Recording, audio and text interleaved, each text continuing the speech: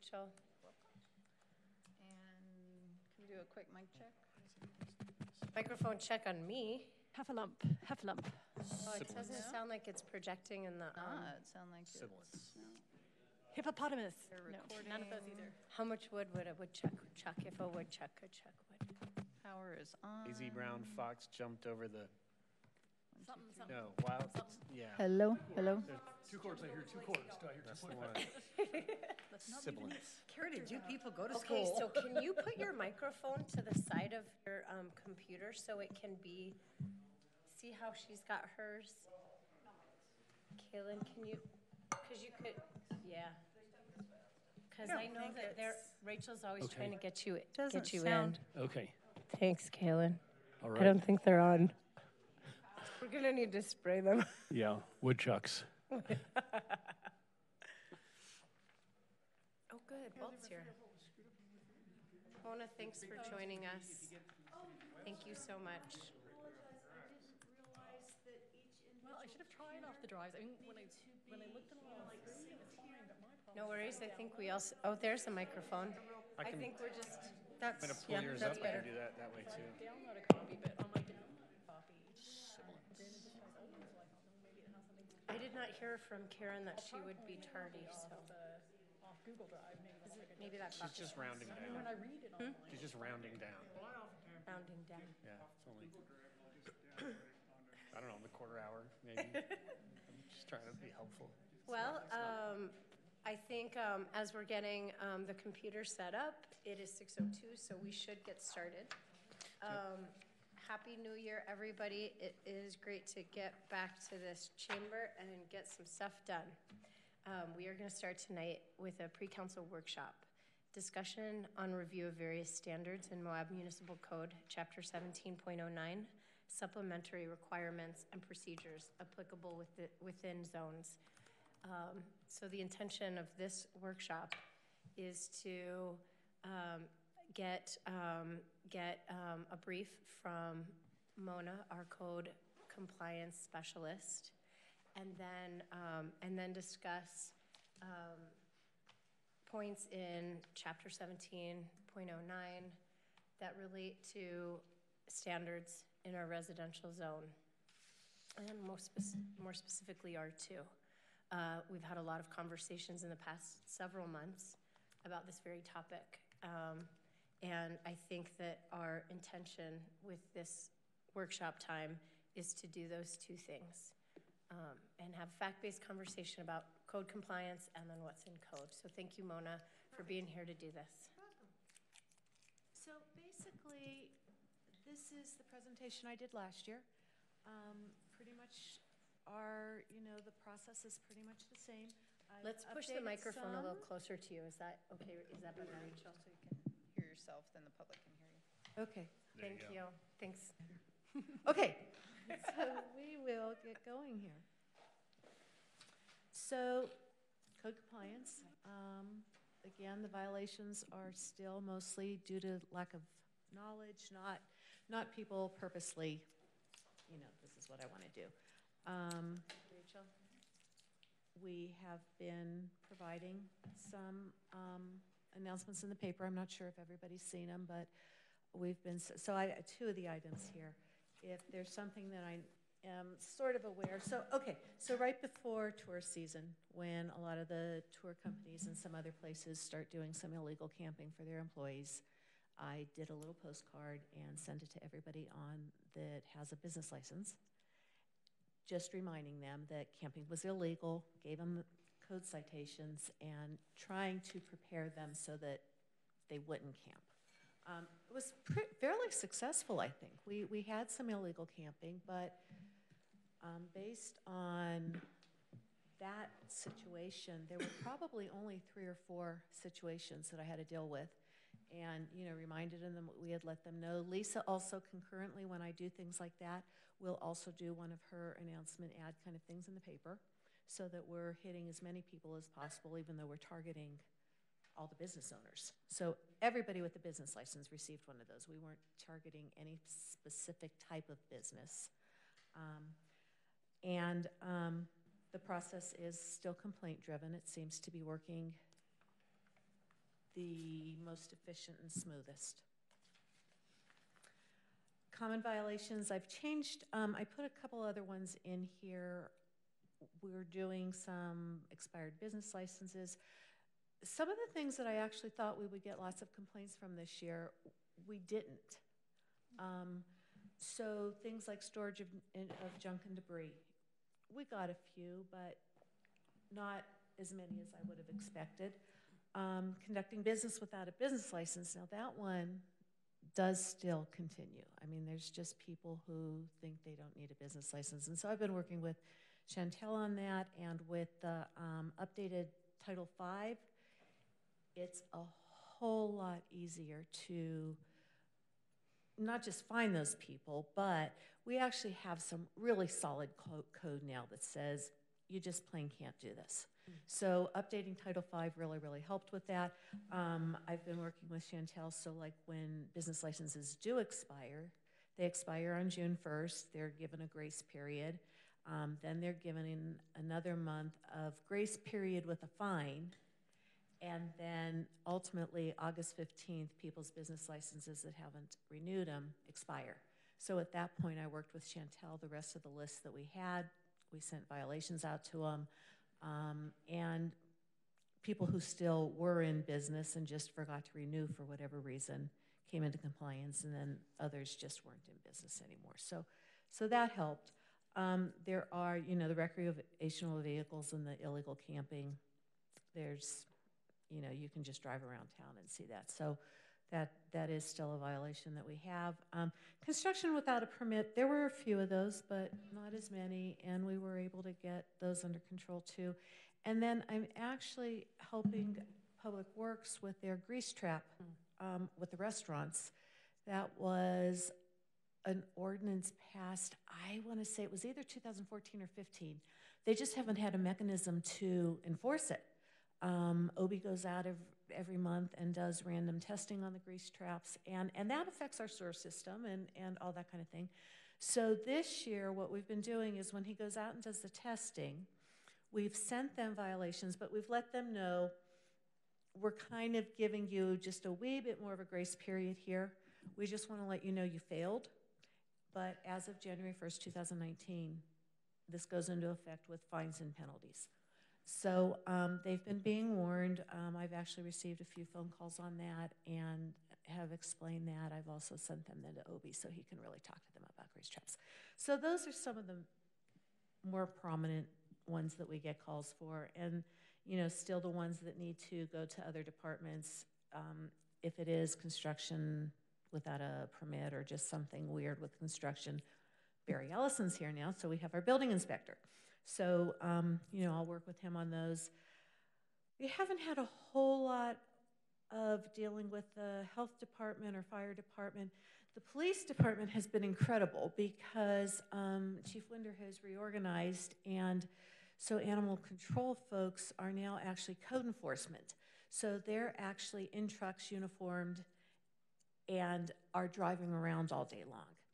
So they've been real good about if they see something, they'll call me, send me an email. Hey, I just saw such and such. Do they have a business license? Or I saw such and such. Is that permissible in this kind of neighborhood? And so they've been really good as an extended arm of our department. And really easy to work with. Great to work with.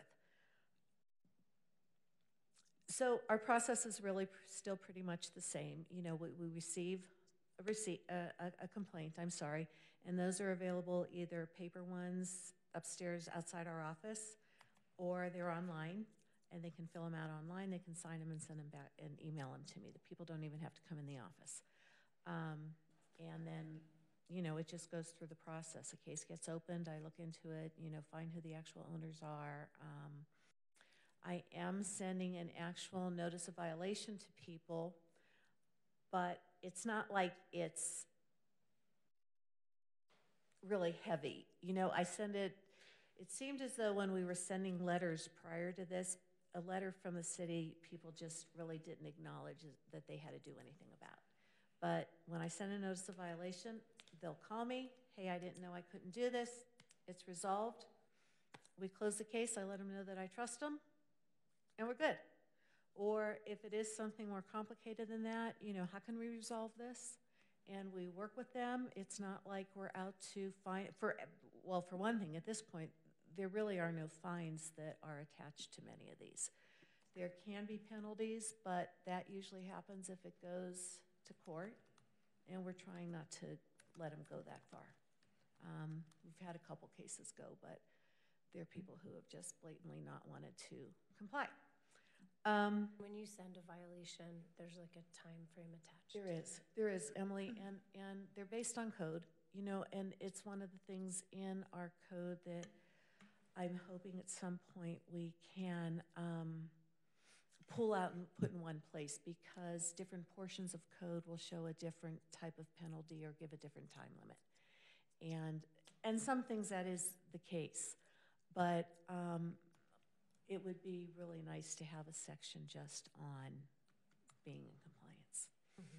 But, some things, short-term rental in an R2 zone. They receive a letter and I just say stop immediately. Business license, you have X amount of days to do this. Illegal construction, you have X amount of days to get the building inspector over here, and then from then you have an additional X amount of days to get your building permit. So it differs depending on what the violation is, but basically it is all the same. They receive this notice. It's all code-based, so what's called out on them are the actual code violations, and then underneath that what they need to do to be in compliance. And we do work with them. And so we do still have STR Helper. I will be honest, I haven't used it this year as much as I will be using it in 2019 again, with Title V being updated and being stronger. We're able to actually find some of the illegal short-term rentals. So right now, a property management company that may manage 30 short-term rentals, they just list those all, prior to the update for Title V. They could just list all those properties on their personal business license. So it was real hard to enforce so just because, Acme Property Management Company is managing this property, we had no way to see if they were actually listing them because they weren't giving us the information that we needed. So now, with the new Title V, every property owner of a short-term rental has to have their own business license for each property. So they need to be registered with the state, and they need to get a business license. And then the property management companies can still manage those, and the property management company can assist them at getting that business license. But now it's going to be really cut and dry. If we find a property on STR Helper, I just need to go down and talk to Chantel, and if they've got a business license, we're good, I'll mark it. But if they don't, it's just cut and dry. Send them a violation. So you mentioned certain dates associated with business license renewal. Is that true for every business license in the city? They're all from, what you said? It is. July? Yes. So no matter when somebody first applies for a business license, it'll soon gravitate to those timelines. Right. So you guys kind of have this busy season when everybody comes in the door. So Yeah.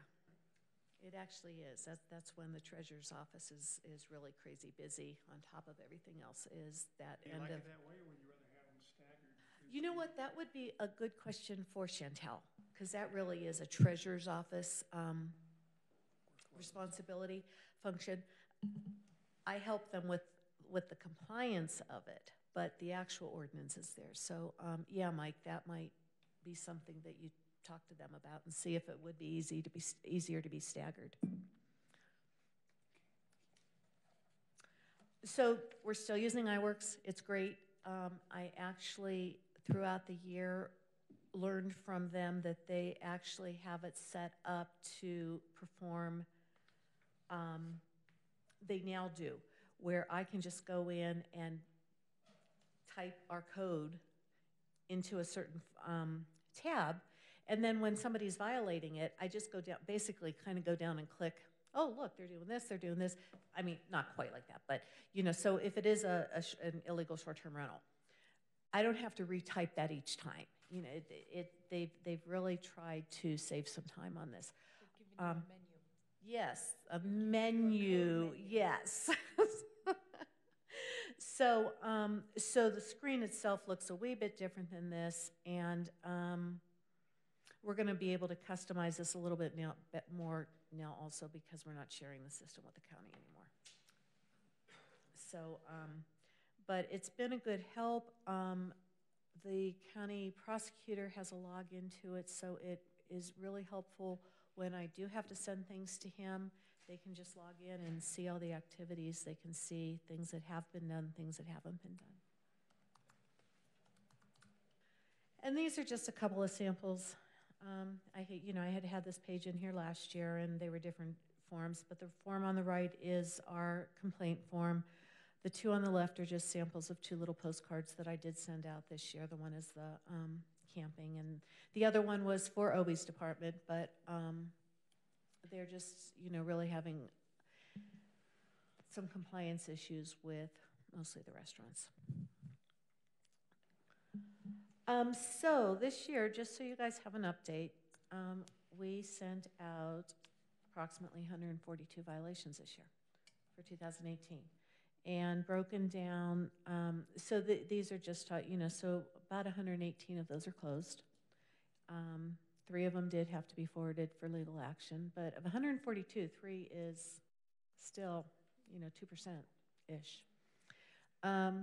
There were just a couple there where it ended up, even though somebody submitted a complaint, once I looked into it, there wasn't any code to support it. It was, just somebody that thought that something their neighbor was doing wasn't what they should be doing. We do have a couple of them that are on hold, just because there's some strange things going on with the property that we've just told the property owners we would put the violations on hold until we can they can come up with better solutions to present to us. Right now, there are 13 just open waiting for the owners to come into compliance. And we have a couple, so the received complaint and concern, we've actually had a few people just send in a complaint and say, I would just like this on record. There's nothing that needs to be followed through at this time. Something's going on right here. I'd like to have the city have this on record so that if anything goes any further, I've at least contacted you at this point. So I broke this down just a little bit for you. So of the closed violations, 41 of those are the grease trap ones. 27 of them were expired business licenses, and then the rest were just everything else. Forwarded for legal action, the 3 that we've sent are grading without a permit. That's been ongoing. Summer and Jeff had started it 2016, and it is about completed in court. The conducting business without a business license, I think it actually finalizes in court tomorrow. And there is a current one of storage of junk and debris that I will follow up with Chad this week, that nothing is happening on it and it's getting worse. And so that one may end up in court also.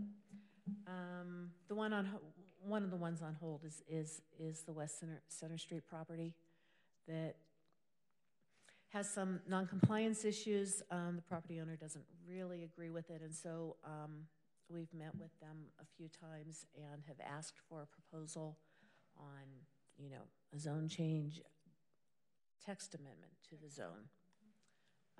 So we'll see what happens on that one. And again, some of them are just, they wanted an official record with the city. So, do you have questions? Well, I do want to start with saying that this is our anniversary of having received this before, and so we have had a year. Thank you very much for creating the system that you just presented to us, and now we have a year's worth of experience in working with it. Before 2018, we didn't have that system in place, and so it is worth noting that this was the first year that we had that system in place. Thank you so much for the data at the end of the presentation, too, explaining what we did. You're welcome.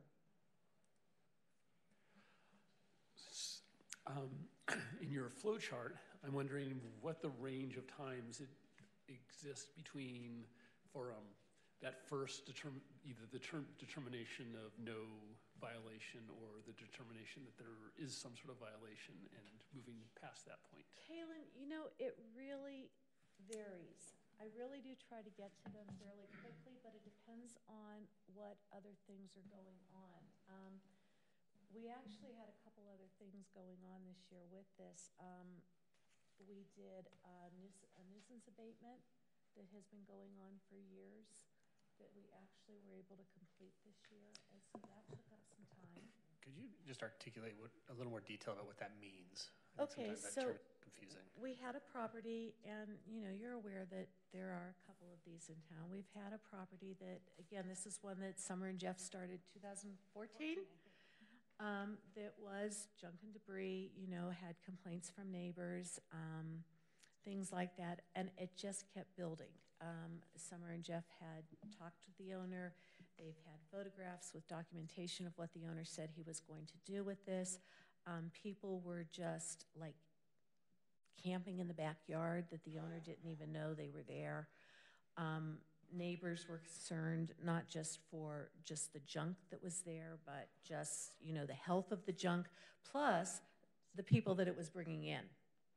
So we worked with Chad on it, and Chad drew up paperwork that permitted us to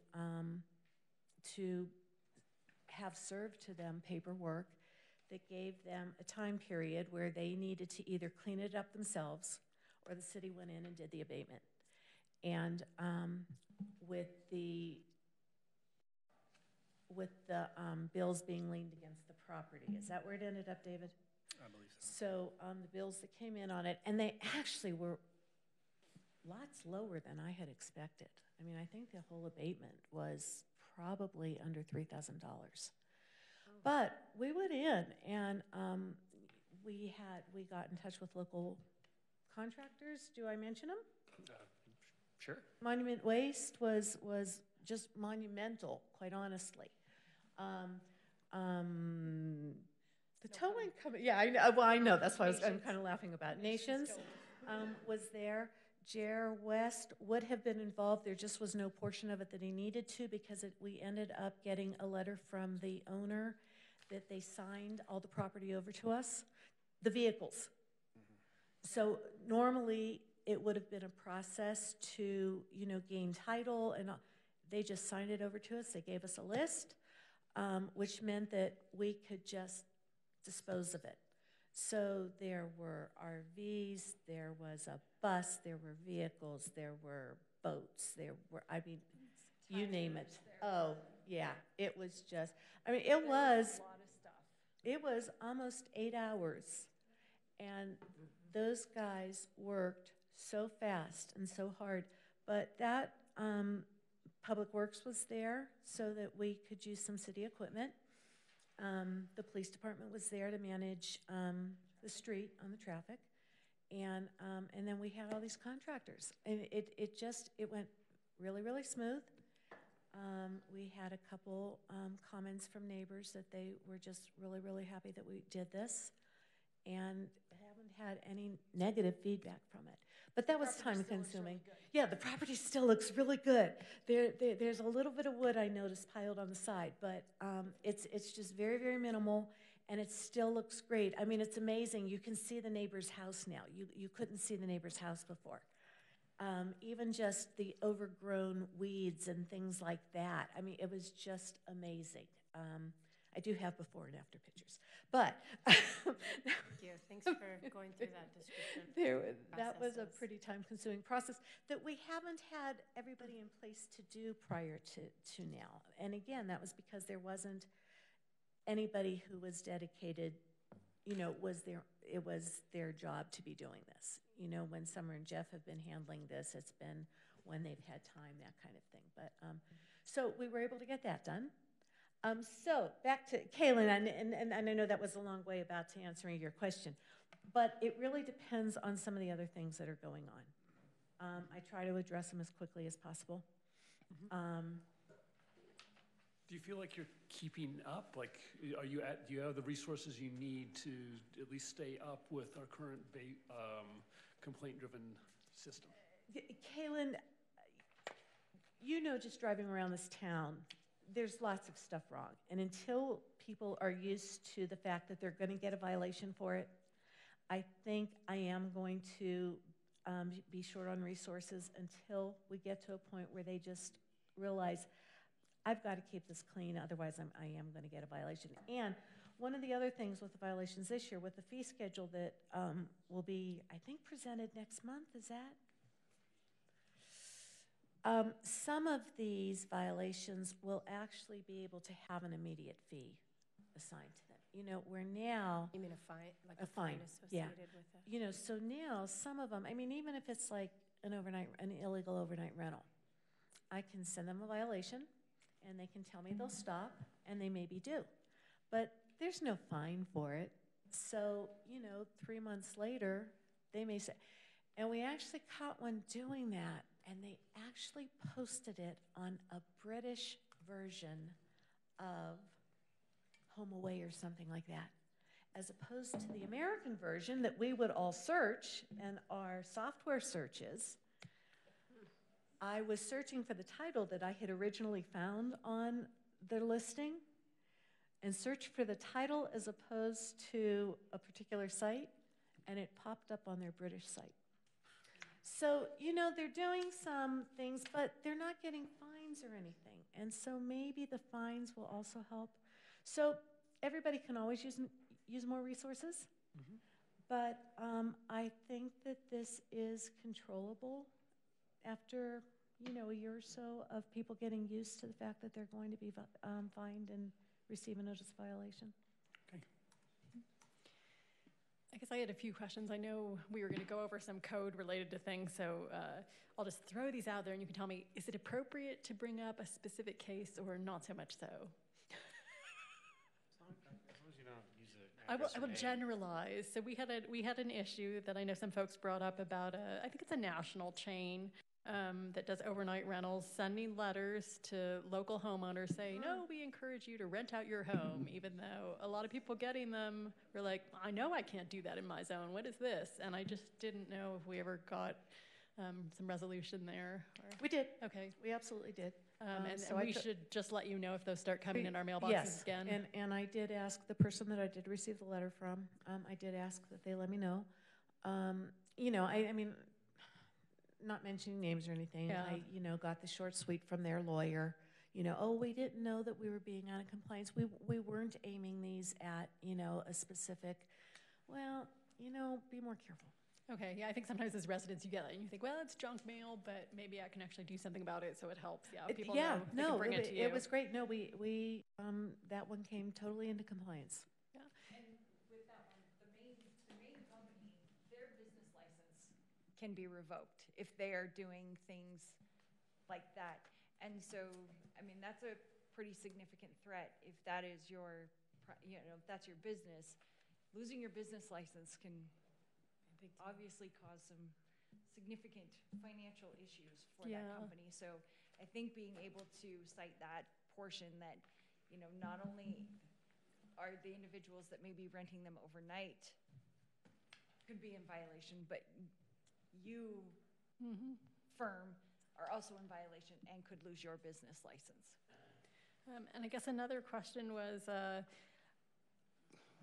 so we've had a complaint-driven system forever, and this is maybe more something to mull about, but I guess I've been wondering if you've ever seen non-complaint-driven systems, and if so, if you have any advice for us on how that works and if it's something we could look at. I know in some instances we've had people having issues with neighbors, and it seems like the situation comes down to, well, there's probably nothing we can really do for them because this is just an instance of a really bad neighbor, which I know happens, but then there has also been the possibility raised by someone I knew of, well, you know, some cities I've lived in have a nuisance ordinance, and in some situations that can help with that.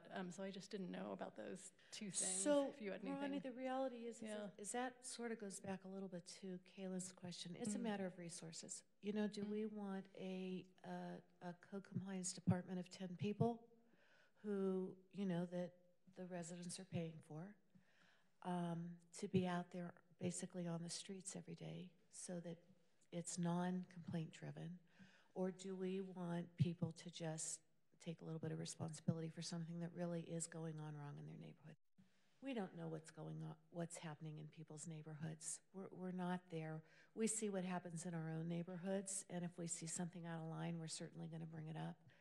But we don't see that day-to-day what's going on. And so, you know, I know some people are opposed to it being complaint-driven. They feel as though I guess that's one of my questions. Do you deal with people a lot who say, oh, you know, I'm nervous, I don't want to fill out a form? Or do you think they... I've had a couple calls who have just said, well, you know, I'm not real sure about if I want to do a form. And ultimately, they come in and do a form. I've probably had maybe 1% who have just said, oh, no, I don't want to put my name on something.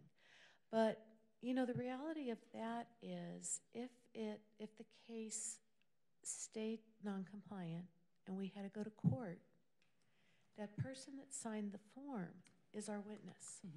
I can't be a witness for people coming and going from a house in a neighborhood where I don't live, where that person can.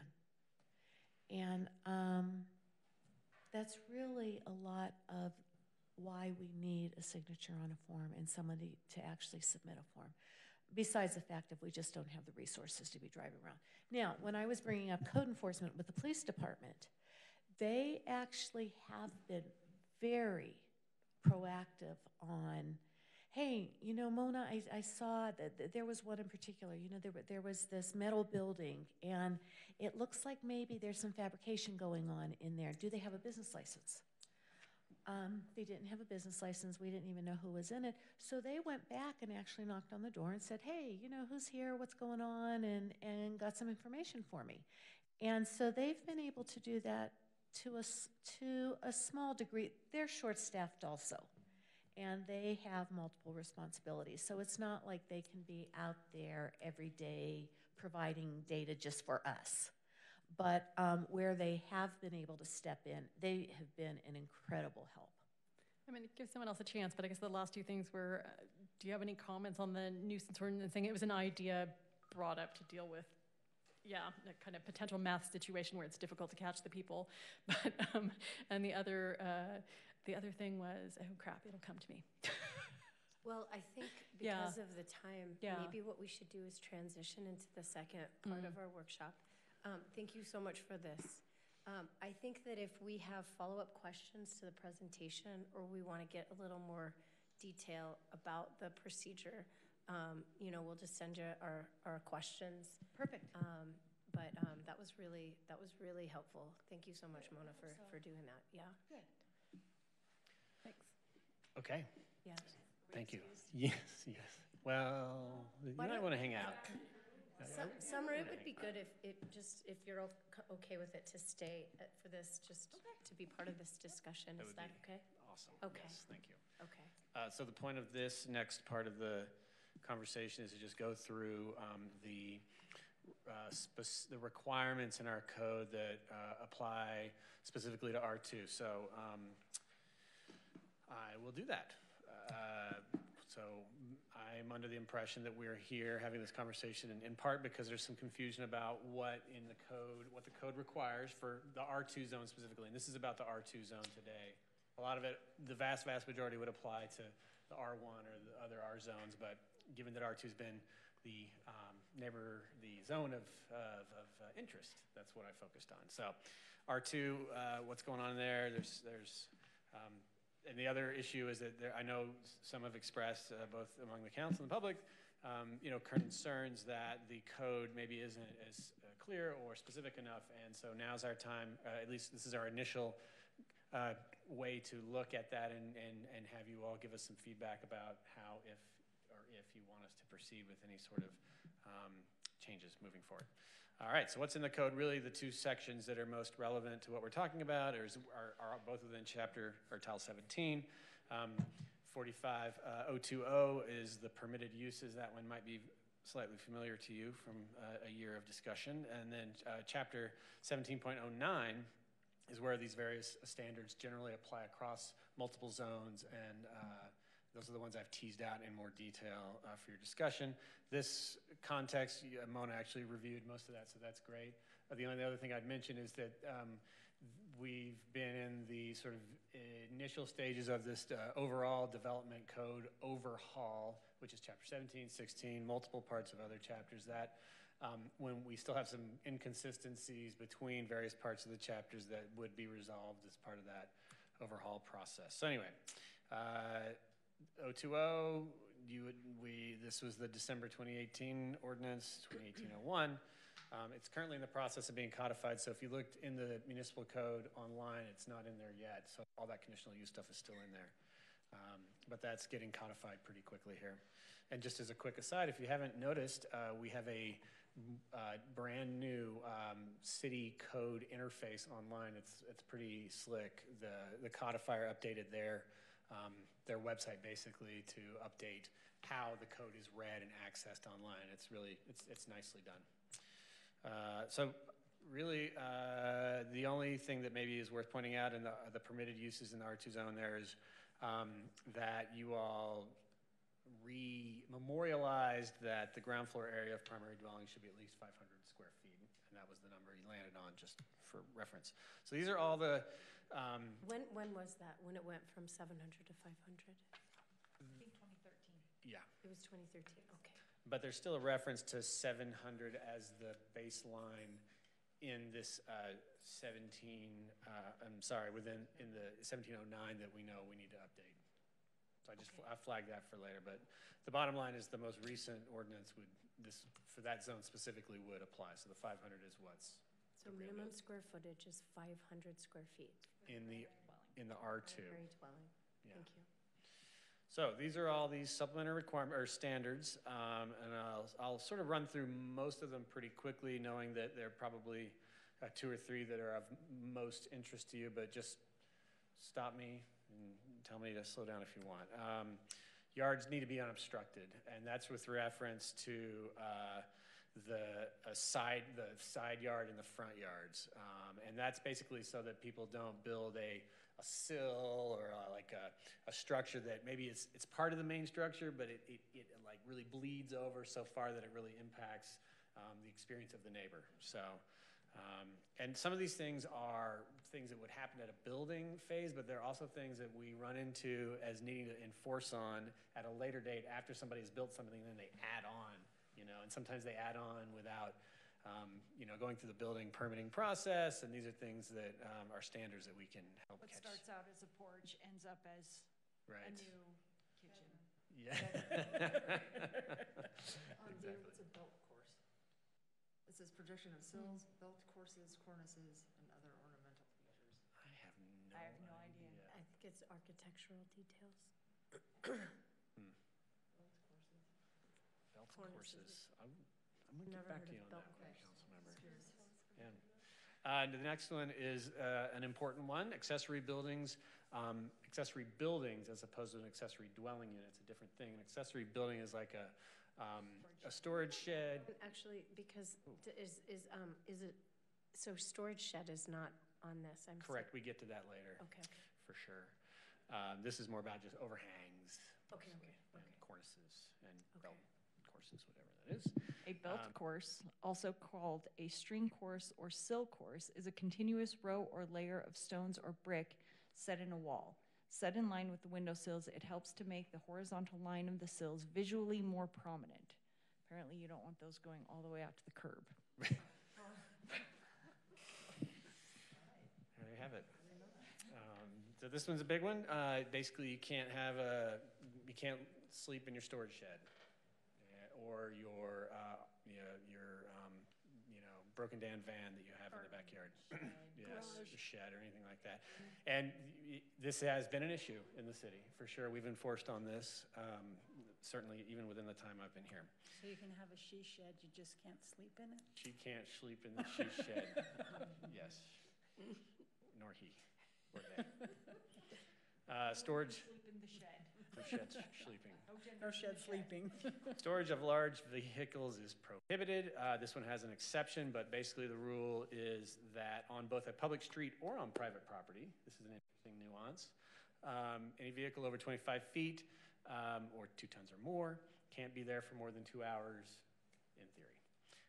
The one exception is RVs or campers are allowed on people's private property indefinitely. You don't have to move it every 2 hours. So David, we're gonna come to a provision that says you can't sleep in RVs either? Well, that would be considered camping.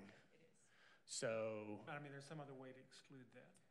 The camping, that's actually spelled Mike. out. Oh. The camping portion is actually in a different section of the code. And I think it fell under law enforcement at the time so that they had the ability to go in and stop that. It was revised because originally it was just talked about public streets, but we had an officer come to us many years ago and say, hey, I'm having difficulty telling these folks that they can't just set up camp anywhere. And so it was revised to apply to not only public streets, but private property as well. This is dumb, but I can understand why staying in an RV would be considered camping. Kids sleeping out in the backyard is not considered camping. Technically, it is Technically, considered is it? camping, but Do we cite kids for sleeping in no, the backyard? we do not. We do Good. not. And I mean, in all honesty, we have received complaints about those sorts of things happening. This boils down to the time frame question that you were asking, and in some sections of the code, we have to give them 21 days to comply. They're usually not there for 21 days. They're there for a couple of days.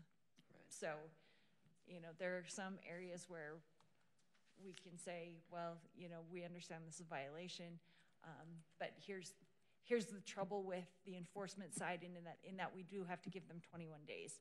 This was also one of the reasons why the police department had asked for that change in the code for them, so that there was the mechanism that they could go in and do something faster than 21 days. All right, moving right along. Storage of junk and debris prohibited. Can't store junk or debris. One person's junk may be another person's art. Therein lies the rub, of course, periodically or frequently. In some cases, it's obvious junk is junk, but in other cases, you know, there is certainly a little bit of vagueness there by necessity. I mean, you know, we can't nail that down probably too much more than that. At any rate, that's the language. No junk, storage of junk, debris, inoperable vehicles. I will point out that inoperable vehicles are defined. That is definitely clear. That's true. Although, is it inoperable for like a day? Well, it actually talks about the vehicle missing parts. I mean, one part is that, is it legal to operate along the public right-of-way? Is it missing parts and pieces? And Right. all of that kind of falls under the umbrella of an inoperable vehicle.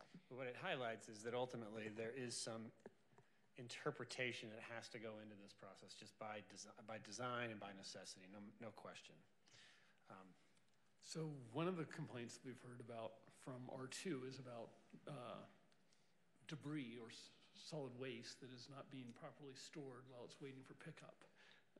Is this something that is practical to address, or have you been addressing it? That's actually part of the code that's related. I think it's actually in the contract with the waste hauler that establishes, it may be in code 2, that establishes when you're allowed to put garbage out. Is that what you're talking about, like on the curb? Well, yeah, but also it seems like we've seen pictures of where basically their containers were not adequate for the amount of trash that property Might be was a generating. mattress on the curb or a box of overflowing trash. Or Right, which is actually, I mean, some things aren't gonna get picked up anyway, so that's almost like a little bit of a different issue. But that would, I mean, to me, that would be considered junk or debris if it's not something that the garbage hauler is gonna pick up. And also, if it's something that if they have it outside the time frame for when they're supposed to have a can out, that's a different piece that we could enforce on. And so, is that currently a 21-day thing? Like, you gotta move your junk or debris In 21 days? So like, if somebody puts trash out, it doesn't get picked up that week. They throw it in their bin, you know what I mean? Like, they pull it back up, Well, I it think sits for a week. I would say probably more of like, if somebody puts their mattress out there, the garbage men are not gonna pick your mattress up. That's not a service that they provide. So that particular item could be considered junk and debris, and they could be cited for that. But yes, there is the 21-day notice to comply. So they could be cited the day of the complaint or the day They'd be after. Sent a notice of violation, and then they have those 21 days to comply. Notice of violation, is that a hand-delivered notice? Is that It- emailed, You know, hand-delivered, it mailed? depends. Some of them are mailed because some of the property owners don't even live here. So it's based But, on, I got it. but if it's somebody around, they can be, and that's what the code enforcement people will do. So you'll give it to code enforcement, Right. they'll deliver? I'll let them know that it's there. Sergeant Boots is actually overseeing that department, and so I just send him an email and say, you know, we have a letter here that needs to be served. Could you do that? And so, Okay, thank you. Okay. I will point out too, though, that the service in our code says that it's, I mean, as far as the legal standpoint, is served by first-class mail. That's deemed appropriate notification service to those individuals. That's good to know. I'm just curious, so we get a world of letters, as you must know, about residents complaining about junk and debris and all kinds of things, as you know. But I get the feeling that they don't often call for whatever the reason. Mike, they don't. Yeah, so do you guys have, I mean, maybe, would it facilitate, or maybe you're already doing this, do you have like a phone number within the city's address space, which, hi, you've reached the complaint hotline, we'll get back to you as soon as we can, and it records those messages, and, I mean, is it, just so you would make it easy for people to call and register a complaint by phone, all right, and maybe you should set it up so that they always reach an answer machine first, so you can use your own discretion about which ones are completely absurd and I'm going to bother to answer this, and so on. I actually do, just so if a call gets forwarded to my line, I actually do let a lot of them go to voicemail, Mike, just for that reason. So I don't want to stop this, but I do want any, Gotcha. I'm sorry. We Real should be specifics, keep- yep. Yeah, we should keep going with this so that we have Okay. the time, but that is a good question. Although ironically, we get opposite feedback about how people want to hear a person first, but it's like, I get it. All right, moving right along. Minimum height of dwellings and fences. I really just put this in here to note that although it says minimum height of dwelling and fences, it actually contains the maximum height of what a fence should be in the setback, which is 4 feet. Except in an agricultural zone. Setback is, No, the fence within the setback. So 4 feet and then 6, yeah. right. Location of barns. This I put in just because for chicken coops, always good to keep an eye on those, and note that you shan't drain your chicken coop to the street. Important. Or to your neighbor's house, or to an open waterway. When drainage, also worth noting, because this has been a topic of sensitivity, as things have happened, that surface water is required to also not drain onto adjacent lots or streets, except for through an agreement process. Moving right along, clear view of intersecting streets. This is an important safety issue, so that if people have corner lots, we have to ensure that people have good view, ability to view the corners. And I'm sure you've been in situations where that hasn't been the case, and it's super frustrating. Off-street parking.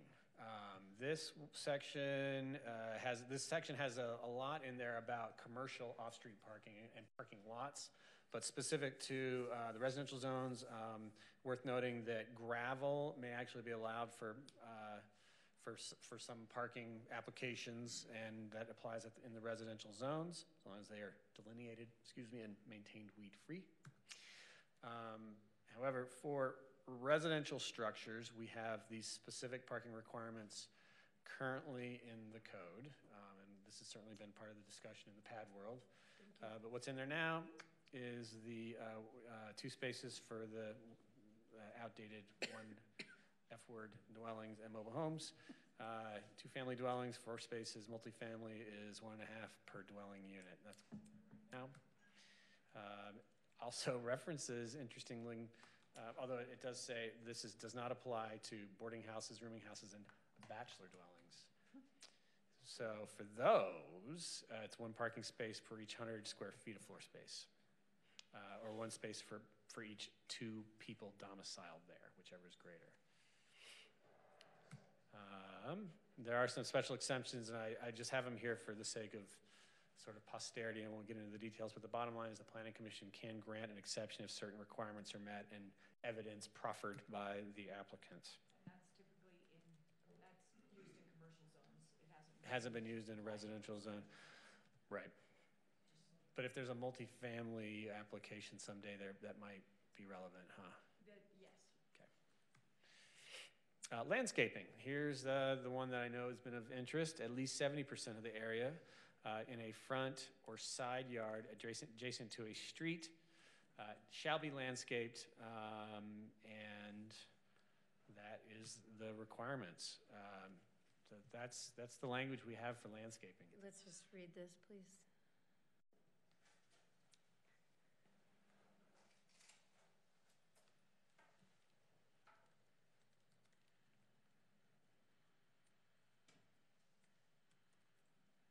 So we have this tension between desiring more off-street parking and not taking up the on-street parking that some people feel ownership of, and also having pleasantly landscaped lots, at least in the front setback.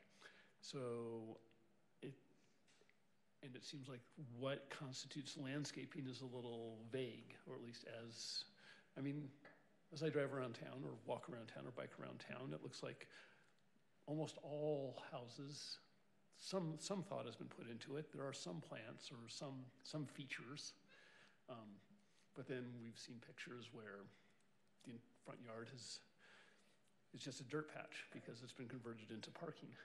Or entirely paved concrete or gravel.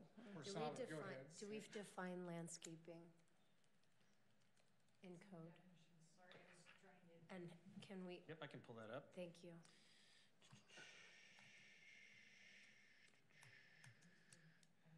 This would be chapter 17.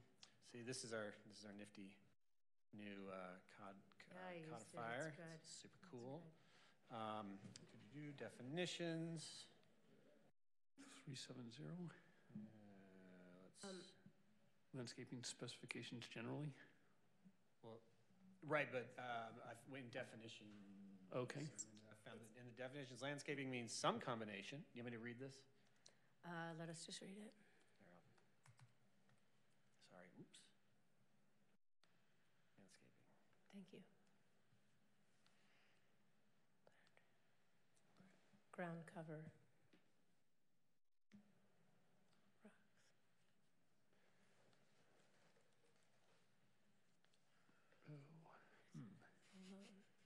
Can't use all benches.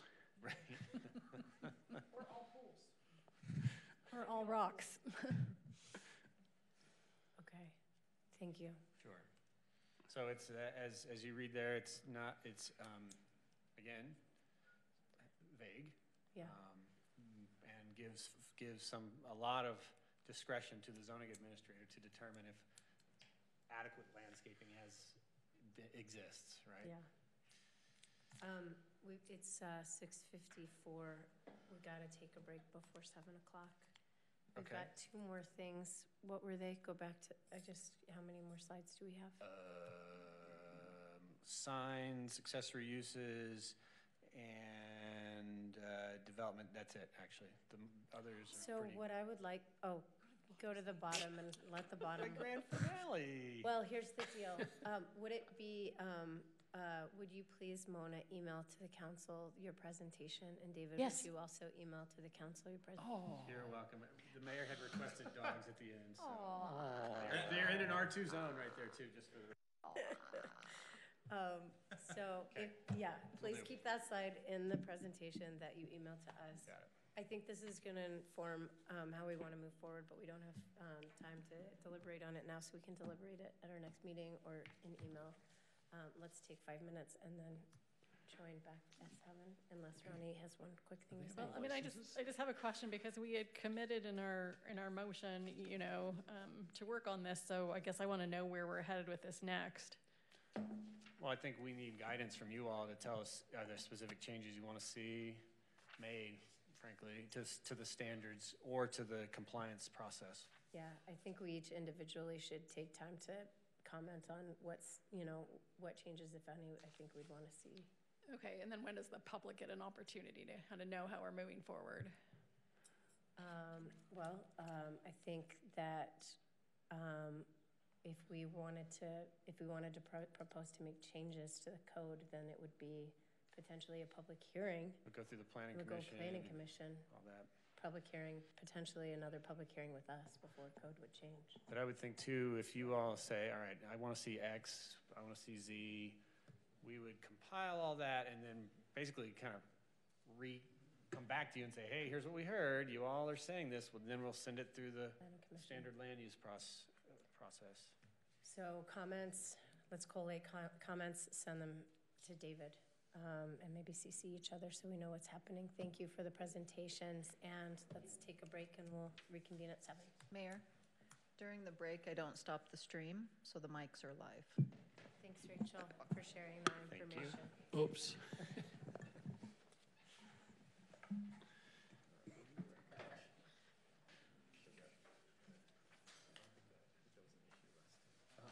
Yes. No, don't be too flippant. Yeah. So will the fee schedule include rates, like the monthly sewer rates? It will. So the redoing of that will be a formal opportunity for the coalition of churches to comment? Or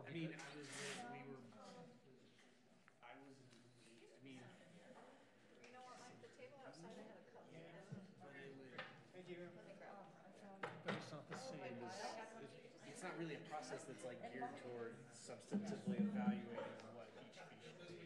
it's just going to take all the existing fees and put them in a different box. Given our experience with the conditional use process, I would put a caveat in there that there might be somewhere it's obvious that, we charge 2 cents for a copy, we should charge 20 cents now. So, there will be some of that. So it'll be kind of a mix in that way. But, things like sewer rates, it's so sensitive processing, or, there needs to be more, I would think there needs to be more process around that. Are you looking for a way to? I'm looking for a way out from the hole. Well, it just seems like, because it is so processy, I don't want to say like, oh yeah, we could take a look at that, because it's like, I want to be able to say, it's very processy, and here's when you can, we didn't hear from you the last time we went through this big process.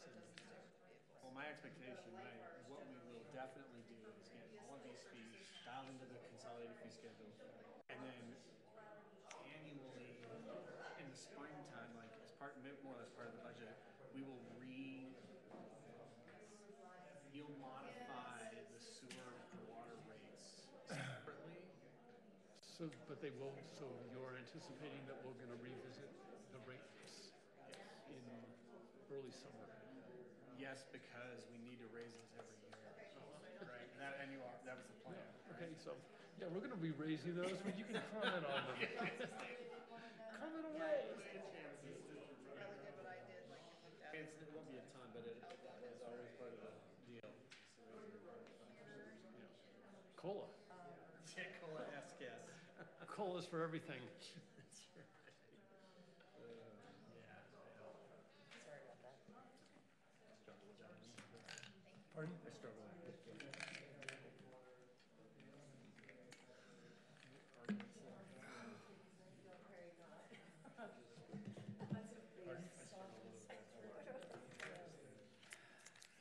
Well, it kind of makes sense, but then there's.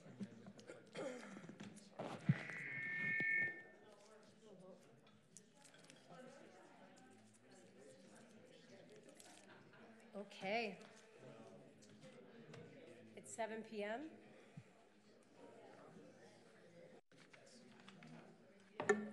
Wait 1 sec.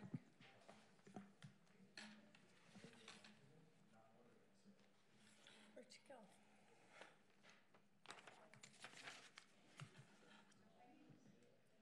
I'll wait just a sec for Karen to return. Okay, it's 7 p.m.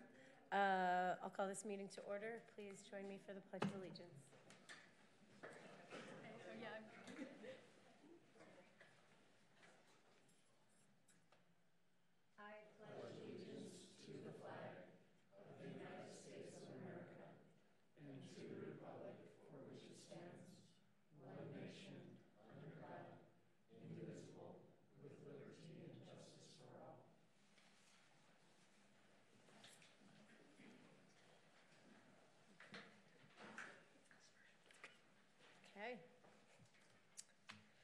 Glad we're all here.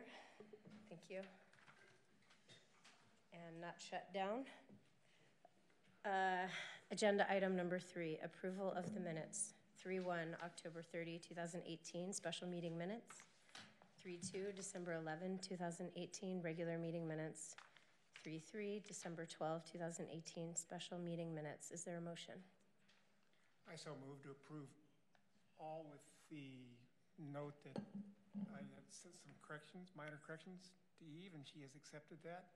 I don't know if anybody else has. I just sent one today for the October 30th one, so I know Eve got those too. Okay. Is that a sufficient motion? Is there a second? Second. Thank you, Karen. Any further discussion? Call for the vote. All those in favor? Aye. Aye. Any opposed? Motion passes 5-0. Item 4, mayor and council reports. I hope we all took as much of a break as I did. I just have a few things to report. And I definitely put notes in here somewhere. I wanted to just report to this council that at our next meeting, I will appoint Mayor Pro Tem, appoint a new person. Karen's no longer interested in doing bill review. No, I'm interested. I'd like to share. Yeah, thank you. Thank you for clarifying. Yes. Because she cares. Sharing is caring. The responsibility of overseeing bills, and then also reviewing the boards in which we serve and our commitments. That'll be at our next meeting. Also, I just wanted, for the council, we all attended a December 12th vision workshop. Thank you for attending, and I hope there's more of that to come so that we can get centered. I know that Kaylin had a couple other ideas of other workshops perhaps that we could entertain as well, but I do want to move forward with us grounding ourselves in 2019. Now that the 3 newbies of us have our feet under ourselves and know a thing or two about serving as representatives, I know I feel more comfortable with it. And then December 13th, I just want to proudly report that I was at the wastewater reclamation facility ribbon cutting event. I was honored to be the one to cut the ribbon. So many people so much work went into that, and I did want to share a number that was given to me by Pat Dean, our Public Works Director. Just one second. I'm sorry that I didn't write it down. Couldn't get it faster, but these are really fantastic numbers to share. So the total combined average of water use prior to, with our old wastewater treatment plant, was an average of 3,053,499 gallons of water per month. The new wastewater reclamation facility uses 275,000 gallons per month. That's amazing. Pat, thank you for sharing that data with me.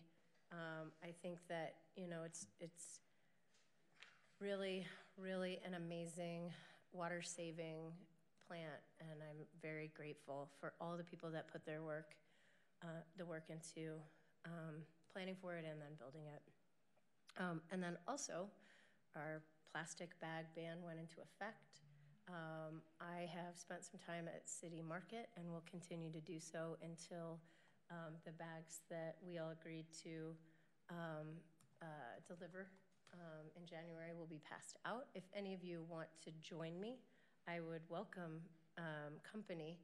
I will say that when I was there, and this is not hard statistics because I wasn't counting every person, but I would say roughly 80% of the people coming into City Market with a cart had reusable bags, brought their bags. And I had 2 people stop and talk to me about their concerns about the bags, that we've got more to do than just that. But but one being, plastic bottles. How could we be in plastic bags and not plastic bottles? The other just, government overreach. So, but I was very encouraged by the number of people that brought their own bags and were, were very, very happy and positive about the plastic bag ban.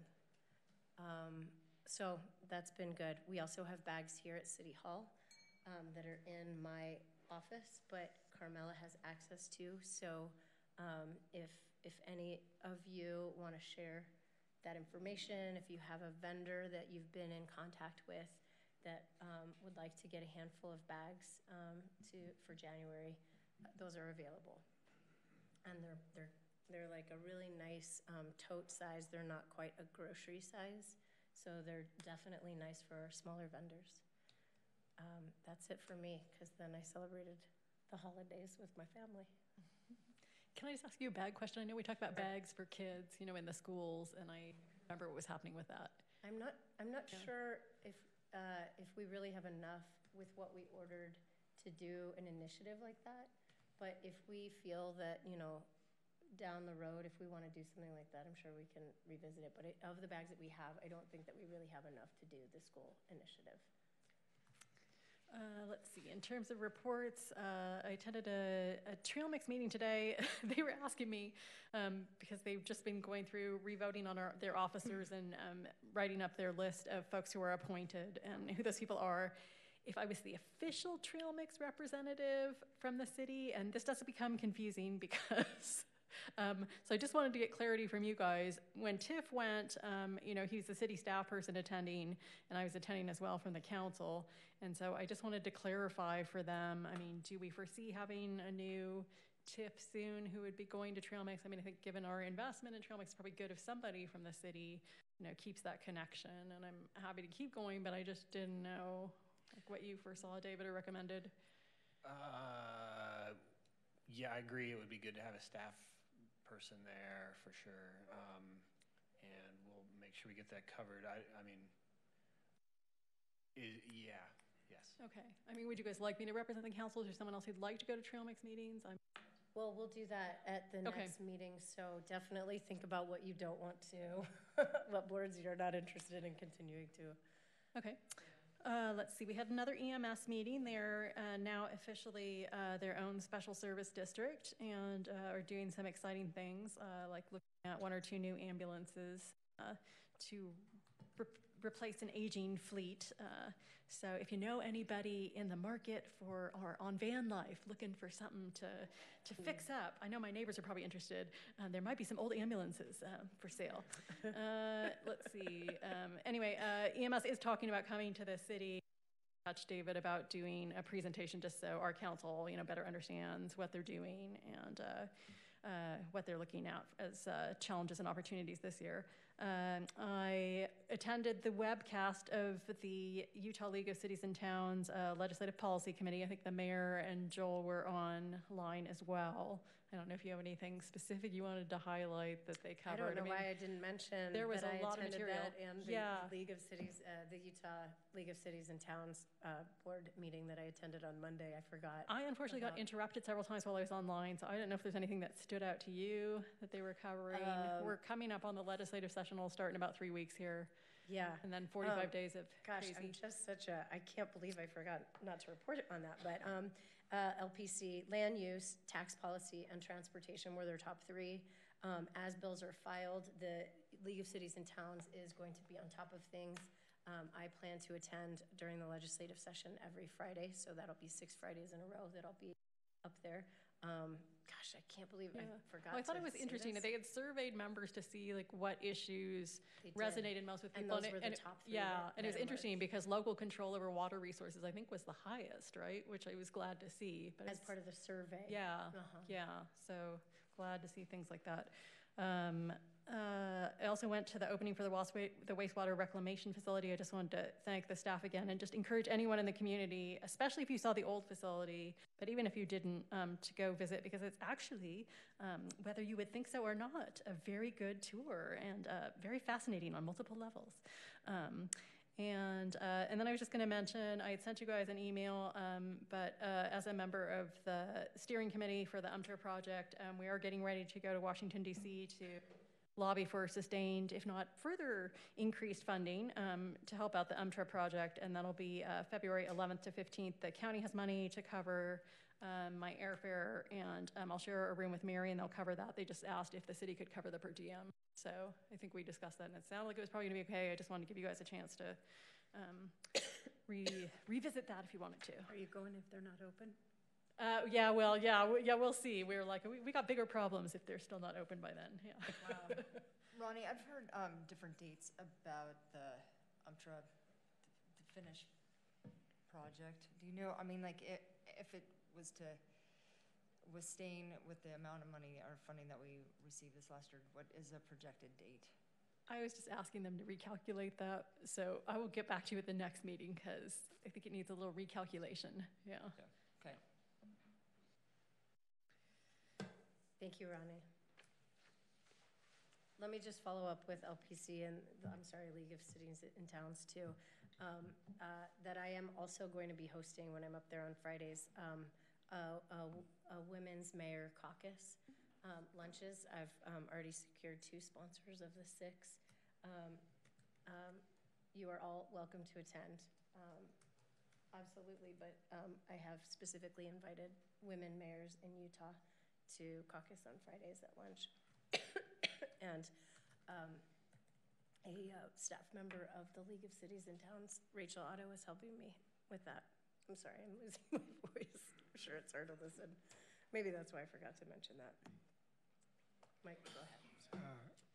I also went to the wastewater treatment plant. It was awesome. and I had a friend of mine, Karen, you still see school board? You go to school board stuff? Mm-hmm. So we thought, you guys know Jerry Shue, Mr. B Man. He actually suggested this, and I thought it was a great idea. If all the school kids in town could go to take a tour of the wastewater treatment plant, I mean, it's not magic, kids, when it goes down the toilet. I mean, this is neat stuff. So, I mean, I think this would be a great field day for the kids. So I'd be happy to come and propose that, or you might give me a little coaching on how to make that happen. Okay. Secondly, on the subject of recycling, I discovered that if you take your own little coffee mug into coffee roasters, I mean, we go there, they'll give you a 40-cent discount instead of a paper cup. Awesome. I mean, that's a great deal, man. You know, it's $2 a cup of coffee. And finally, you might get a free cup with that promotion. Yeah, that too. Okay, all right. No contributions. All right, yeah, no. There's a Rural Water Association meeting day after tomorrow. And Dave, we were talking about Arnie Hultquist and I, so one or the other, or both of us might go, so I'll talk tomorrow about the possibility of my going up there. There's several interesting water issues under consideration at a state legislature in this coming session that would be of interest to the city and other organizations in the area. So. Thank you, Mike. I went to a housing authority meeting and I had to leave and go back to work, so I didn't stay for the meeting, so I had to catch up with Ben today. But Valley View subdivision is complete. All of the owners have certificates of occupancy. Housing Authority sponsored 28 of 32 homes in that development. And they're actually really cute houses. If I didn't have a cute house, I'd look at one of them. Or I should have done that a long time ago. The senior housing is just kind of plugging along with the architect. There were some drainage issues, but those have been resolved. But I think I reported that last meeting, and that one's just still working through. Some pretty exciting news on the Housing Authority front. They just received tax credits for 22 new 3- and 4-bedroom townhouses. They will be rentals based on 25 to 80% of AMI, so that should be between $300 and $1,000 for a 3- or 4-bedroom. They will be deed restricted for 50 years, and there will also be 11 mutual self-help single-family homes within that dwelling, or within that development, and it's called Wingate Village. It's behind the KOA campground out on the highway. I was at a Moab Museum meeting. They're still working through what they're calling their refresh. All of the artifacts have been boxed up and are in storage. And this is a little brochure about what is going on. It's done in black and white because when it gets done, it'll all be in Technicolor. It'll be wonderful. They are planning on having a board retreat on January 16th just to align their priorities and consolidate their ideas. And I also went to the wastewater treatment plant opening, and it was pretty impressive. And to the city Christmas party, and thank you to Carmela and the rest of the staff who worked on that. It was a fun evening. Thanks, Tawny. So December 12th, attended the Living Communities Workshop with the rest of the council. The most interesting aspect that I garnered from that meeting was looking at how we can create buildings, offices, and homes as net positive, not just net zero. The concept of Runerven, shared streets, could be implemented downtown, and the shared streets could be implemented downtown as traffic calming and add vitality to the nature of the outdoor pedestrian experience. And it was a message that was sent across was that how important it is to have the public involved in the input on how their environment is going to change or would like to change. So a shared vision, which that was exciting to hear that reinforcement. December 12th, participated in the Arts Council regranting process, which has funds in the amount of $20,000 this year, which is the most money available to date to fund local art and artists in our community. There were 17 applications with over 22 different projects, anywhere from physical art pieces that will be on display throughout our community, to murals, to theater workshops, and digital magazine, and maybe even a music video. Our group ended up suggesting around $16,000 to $17,000 bucks. Just short of 16,000. Okay, to be distributed, and the final total will be determined by the Moab's Art Council. Also on December 17th, attended a future land use kickoff meeting. It will be imperative to have public input on this process for future meetings. And Landmark is looking to us as the council and staff to garner the necessary means to get this out to the public, and we'll need staff support to include information on the Moab City website for questionnaires and schedules for future meetings. December 19th, participated in a finance director interview, which we'll hear about more later. December 20th, attended the UDOT Widening Environmental Assessment meeting. We learned that the project is projected to start in May and will last about a year. The project has many moving parts: new curb and gutter, the water retention basins, 6-foot culverts, 500 feet long, multi-use trail extensions, connectivity to Emma Boulevard, realignment of 500 West, to name a few items. It will begin at 400 North and will continue to the Colorado Bridge at 128. Major storm drainage work will be done in partnership with Moab City at Stewart Canyon above Cermak, and the water will now be diverted into a narrow portion of 500 West property off of 191, and the overflow there will be released into the Matheson's Wetland Preserve and ultimately into the Colorado River. UDOT will be holding another meeting potentially in January or February, and the public is welcome to come and get updated. And then yesterday I attended an airport board meeting. At the end of the year, our total employments reached 14,000 people, and that is with only 8 months of use as the airport started service in May. Infrastructural will start to begin for the creation of having to pay for overnight parking, which to date is to the tune of $3. A night? Which is a deal. Per night? Per night, Oh. yes. Great. Yes. Big changes. Yeah. Thanks, Karen. You're welcome. I attended Hasu Open House, and it was a very nice 5-bedroom unit, and it was a good party. And it's great work that they're doing, and I hope that we can provide them with opportunities to do more compact development as well, since it's a neighborhood of detached single-family homes. And but there'll be more development out there, and we have opportunities to help them use, and other developers use land efficiently. I went to a housing task force meeting, and we mainly talked about, it's been a couple years since we adopted the latest version of the housing plan, and so next thing we're going to do is evaluate what we've ticked off and what are our priorities going forward, since we've done some major work on housing in the last few years and are poised to do more, but there's plenty more things to do on the task list. And the Solid Waste Special Service District has hired a new manager who's coming on at the end of this month. So hopefully we'll be moving forward there as well and upping our game.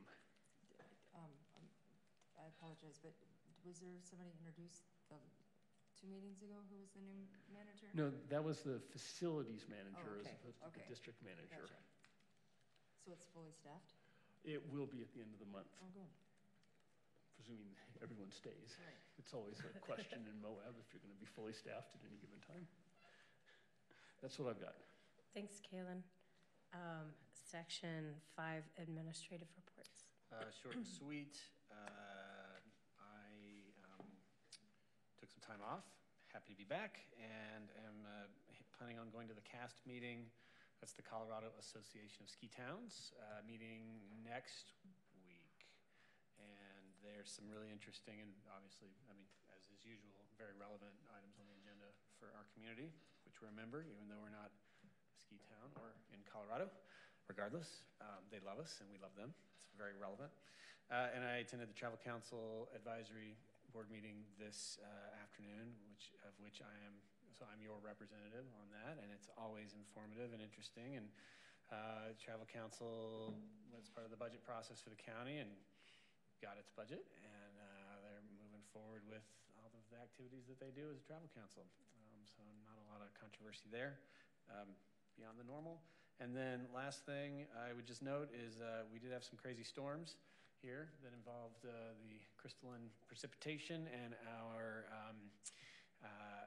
streets folks and our parks and our facilities crews, everybody really just jumps in and gets it done. And I personally was really excited to see and happy to see how effective they were at getting to not only streets but the pedestrian and bicycle infrastructure in the city as well in a really timely manner. And so major shout out to all the people in Public Works who really jump in and get that work done, and some even in recreation who do some of the facilities and help out with the facilities like in the parking lot at the MRAC and things like that. So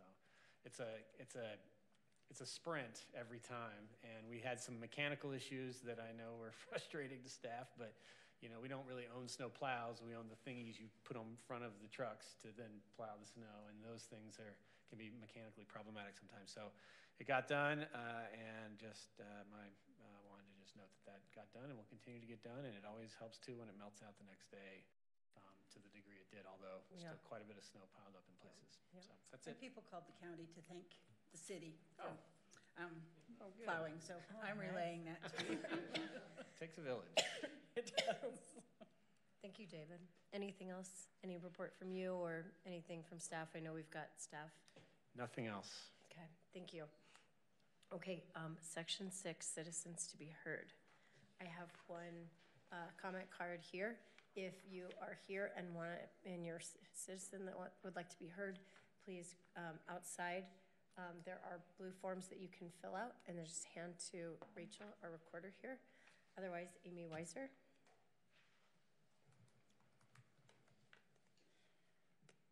Hi. Hello. Good evening. I just wanted to share a little bit of good news with the council and the mayor, and that is just that some work that we're doing on the Cooper Martin building. So you may have noticed some scaffolding going up the last couple of days. So I'm just here to fill you in on what that is. So basically the building it's over 100 years old now. It started construction in 1906 is the record that I have. And So what we're doing is a complete repointing of the building, and that term is used for basically redoing the mortar joints. So the brick basically remains, but they remove the mortar that's been compromised and put in new mortar.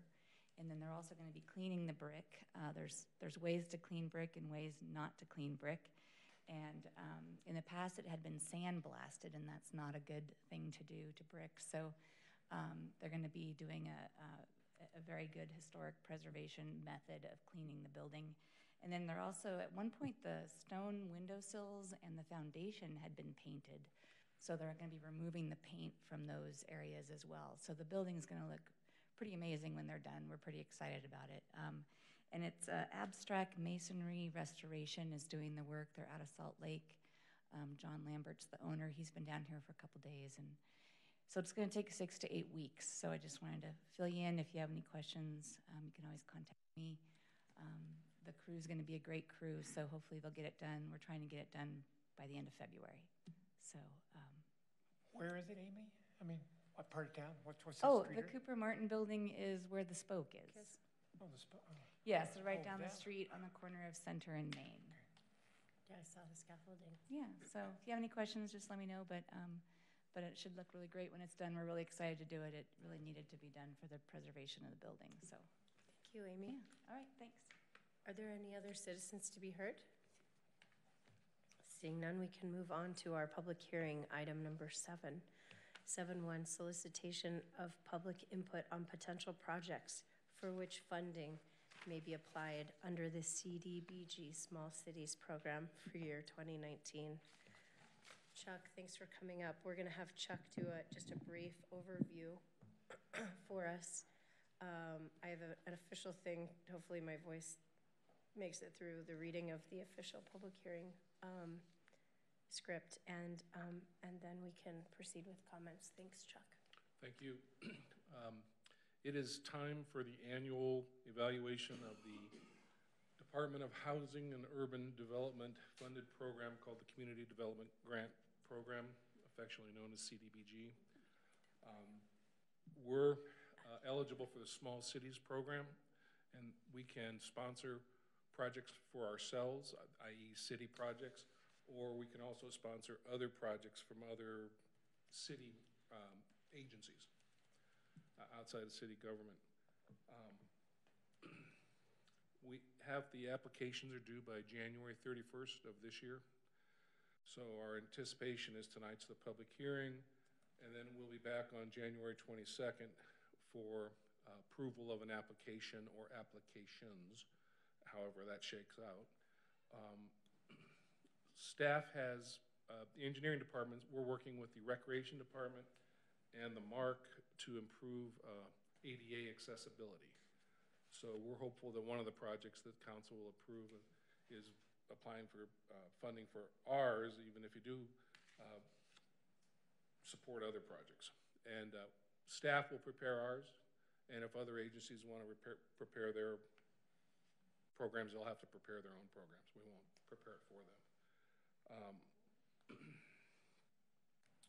I'd like to talk briefly what the city projects are.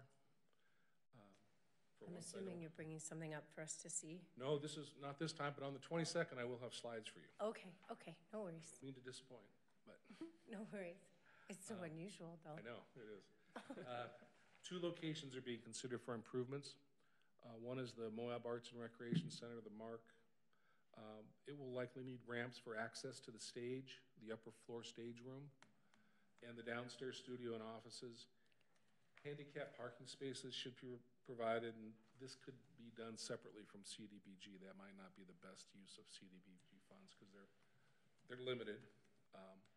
But again, it's ADA improvements for the MARC, and at the Center Street Gym just next door, it'll need access either by, and we haven't figured it out yet, to be honest with you, by ramps or potentially by an elevator. Lift. That's been talked about for quite a while, that lift.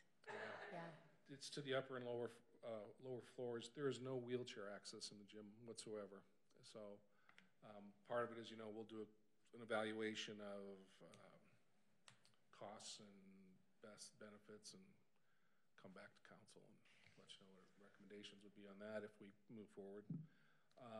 Restrooms, which are located on the lower floor, will likely need to be updated to comply with required heights of sinks, mirrors, installation of grab bars in the toilet stalls. And both locations, the Mark and the Center Street Gym, should have informational signage in Braille. So kind of a good first pass at bringing those facilities into compliance with ADA. That's kind of the overview of what we're anticipating from the city staff viewpoint. Is there anything, David? Okay.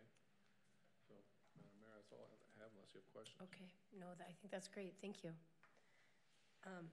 And you don't have to sit through because we're gonna have people coming up, so if you wanna, it's up to you.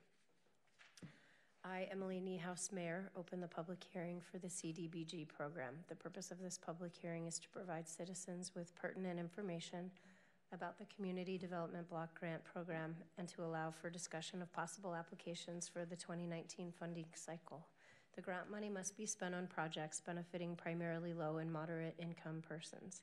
The Southeastern Utah region, which the City of Moab is a member, is expecting to receive approximately $707,000 in total in this new program year. The breakdown is as follows: $174,000 single-family housing rehab program, $50,000 CDBG administration and planning, $483,000 cities, counties, and agencies grant.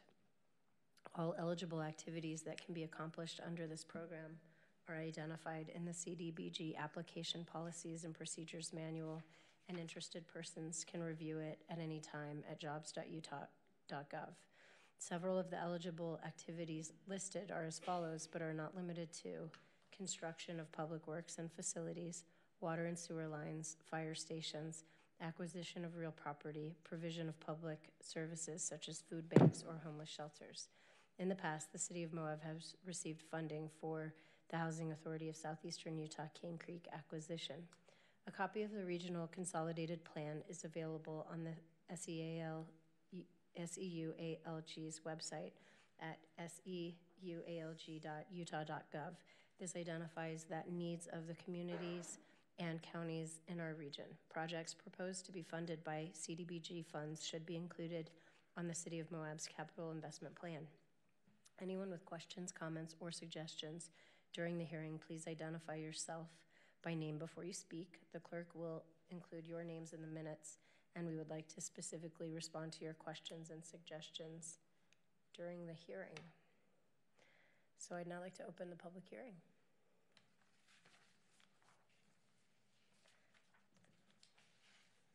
Thank you. Did you complete one of these? Do I need to do that? I'm gonna hand, yes, please do so. You can do it after you speak. Okay. That would be fine. I'm David Olson, okay, and I'm the newest member of the Moab Area Community Land Trust Board. Ronnie just served on it. We have an Arroyo Crossing, almost 300 unit affordable housing project of 40 acres that was donated near Resource Avenue, a couple miles south of Moab. Amy Rowland from Community Development Finance Alliance would like us to apply for $3.5 million of federal new market tax credit program funds to help with engineering and infrastructure costs for the project. And we need a $150,000 match. We met as a board on Monday just discussing it. We got the notice and we just thought we might want to just request that if we vote on it on next Monday's meeting, if you would consider it as a possibility for CDBG funds. Yeah, so I guess in this public hearing, we are responding to questions. From what I understand, we're putting forward the city's potential project. I think that if the land trust wants to apply for CDBG funds, you would put together like a similar proposal, which would be a great use of those funds. I'm just not sure if it would go to us as the city or to the county, since the land trust land, the Arroyo Crossing, is in the county. used to do about 20 of those CDBG grants. Right. And I did them for the county. I don't know if rules change or anything like that. If it benefits, you can run it through the county, and that would be better. But they're not, they didn't advertise for this. So they're kind of too late to get started. Okay. Well, here's what we can do. We can take your comment and go back to Chuck and David and review your comment. Yeah. And once again, we're not requesting it unless we have a formal vote on it on Monday, and then it might be a formal request. Got it. There's different options on the 150,000 and how we try to get those funds for the match. Okay. Thank you. And yeah, I guess if your name and information's on the card, you could probably just put the card with the green sheet and hand it to Rachel. That'd be okay. I'll just Thanks, David. staple it to it. Good to see you. Other citizens to be heard for the public hearing? Okay, seeing none, I will entertain a motion to close the public hearing. I so move to close the public hearing. Thanks, Mike. Is there a second? I'll second. Thanks, Ronnie. Any discussion? Call for the vote. Any opposed? Motion passes. Okay, moving on to 8, special events. I'm going to step outside as this is our event. So you're going to recuse yourself as Yes, I am. as Thank it you, is a Mayor. conflict of interest. That's what should I say that? I'm going to recuse myself as this is a conflict of interest. So I'm going to step outside. Thanks, Karen. Okay, it's good to celebrate our conflicts of interest. 8.1, approval of a request for amplified music at Old City Park on May 4, 2019 by Gran Fondo Moab. Is there a motion? I move to approve the request for amplified music at Old City Park for the Grand Fondo Moab, May 4th, 2019. Thanks, Ronnie. Is there a second? I'll second. Thanks, Tawny. Discussion. I understand it's the 8th year, and they just need a microphone for music and announcements when the racers, after the racers complete the event, and there'll be a lunch award ceremony. Is Miss Walling here by any chance? Amy Walling? I don't see her. Did you have a question about the No, event? just Oh, okay. to see what she had to say. Okay. Any other discussion? Seeing none, I'll call for the vote. All those in favor? Aye. Any opposed? Motion passes 4-0. Will you tell Karen we're done?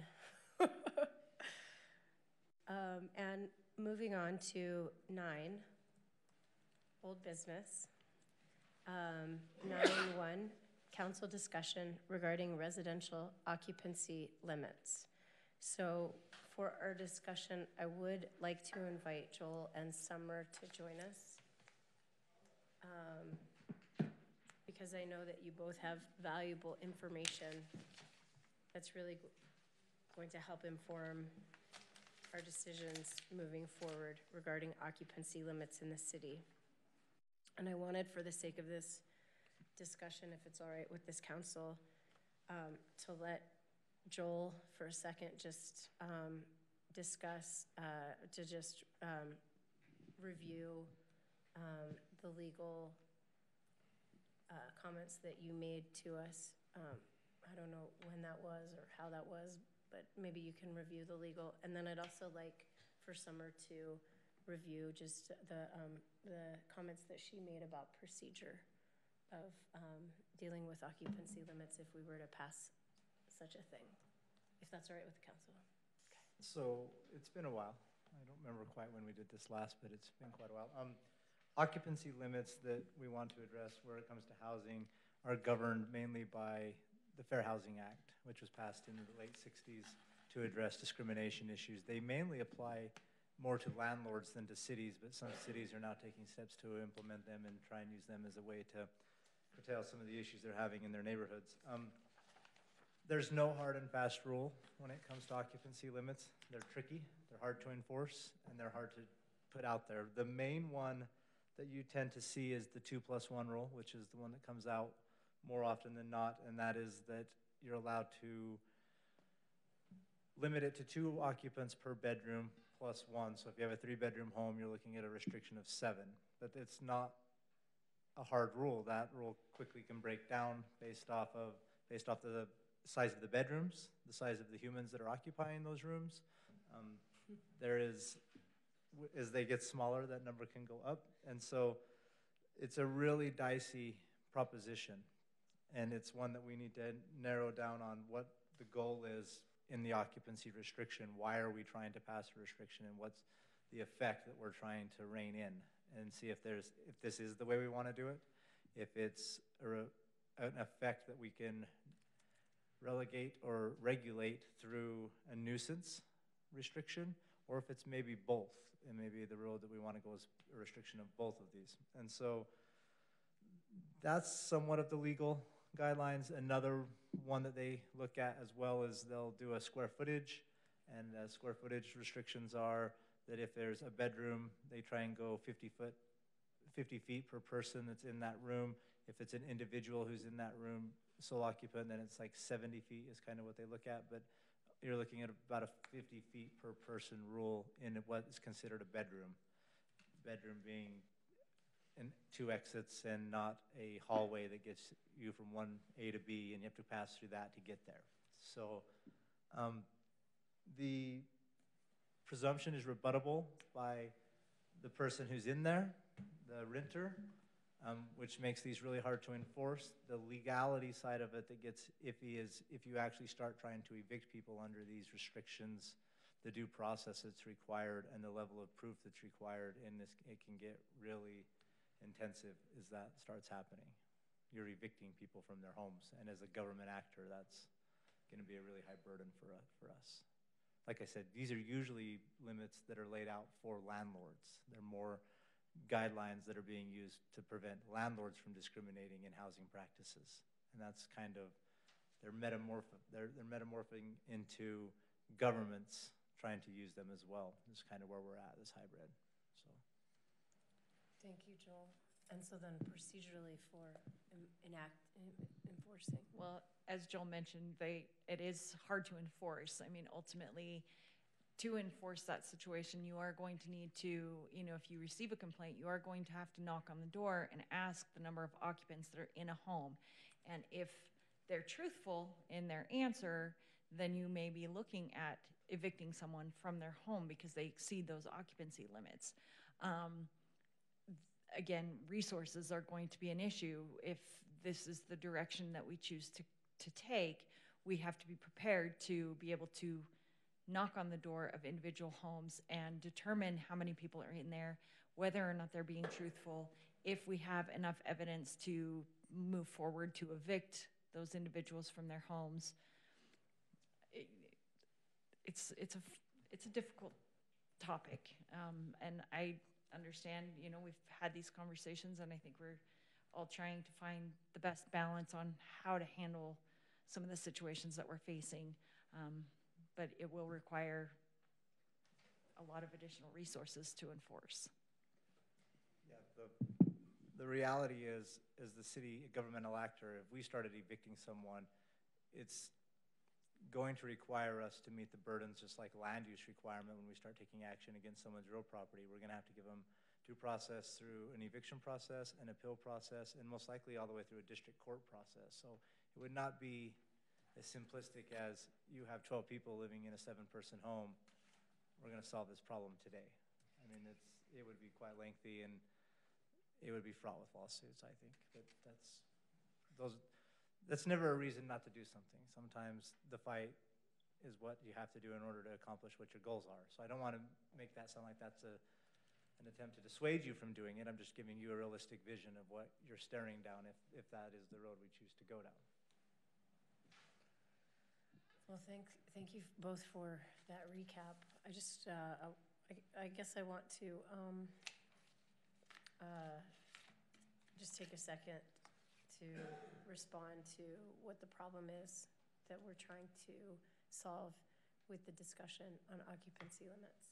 And I guess it's a review of when we made revisions to Chapter 2, we replaced the use of the word family with the use of the word household to describe the number of units allowed, the residential types. And by doing so, made a broad stroke that household is defined of any grouping of people together. And so it's an unlimited number of unmarried people that can reside in a unit together. And there was concern from the community about that, unlimited number of unmarried people living together. So that is why we're looking now at the occupancy limit on tonight's agenda to see how we would like to move forward. So council, I want to open it up to us to have this discussion. So one clarification, Joel, you mentioned that there may be more applicability for landlords. And is that the city relating to the landlord or the landlord managing their renters? I'm a little unclear as to what you meant there. So I just wanted to give the history of when these rules were passed and the precedent that's been set by courts, it historically has been passed and applied to landlords. It was not, the Fair Housing Act wasn't created in order to restrict governmental action and what it was doing. It initially was created because of housing issues they were having throughout the South as segregation was breaking down, and that was starting to happen within that community, and they were having discrimination in those communities. That's why it's in 1968. It's about the same time as the Voters' Rights Act is passed, all of those types of things. So initially this wasn't being passed as an idea for government in order to control occupancy within a neighborhood. It was being passed to restrict landlord actors. And so as times went on and we have these new problems within our community, cities have started adopting these restrictions. And so these same set of rules apply that have applied to landlords, but as a governmental actor, you're going to be held to a standard that's maybe even higher than a landlord is. They're going to give you far less deference than they would give a landlord who may not understand the rules. As a governmental actor, they're going to say, no, you guys absolutely should not be acting in that manner if we're outside the rule. So it seems like I'm under the impression that where we're getting the most pressure to have some sort of occupancy restriction, possible means of managing neighborhood, how things are going in R2, is specifically with rental arrangements. So is it more practical for the city to apply this tool specifically for rental houses, especially if they're licensed as businesses, or is it still fraught as you've portrayed it? Well, anytime you start applying this rule to we're not allowed to use the definition of family anymore. That's just kind of where we're at in the times we're in.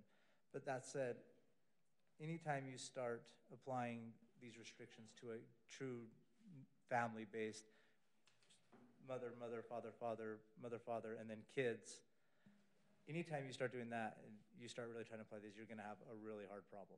That's where they start getting in. These are smaller.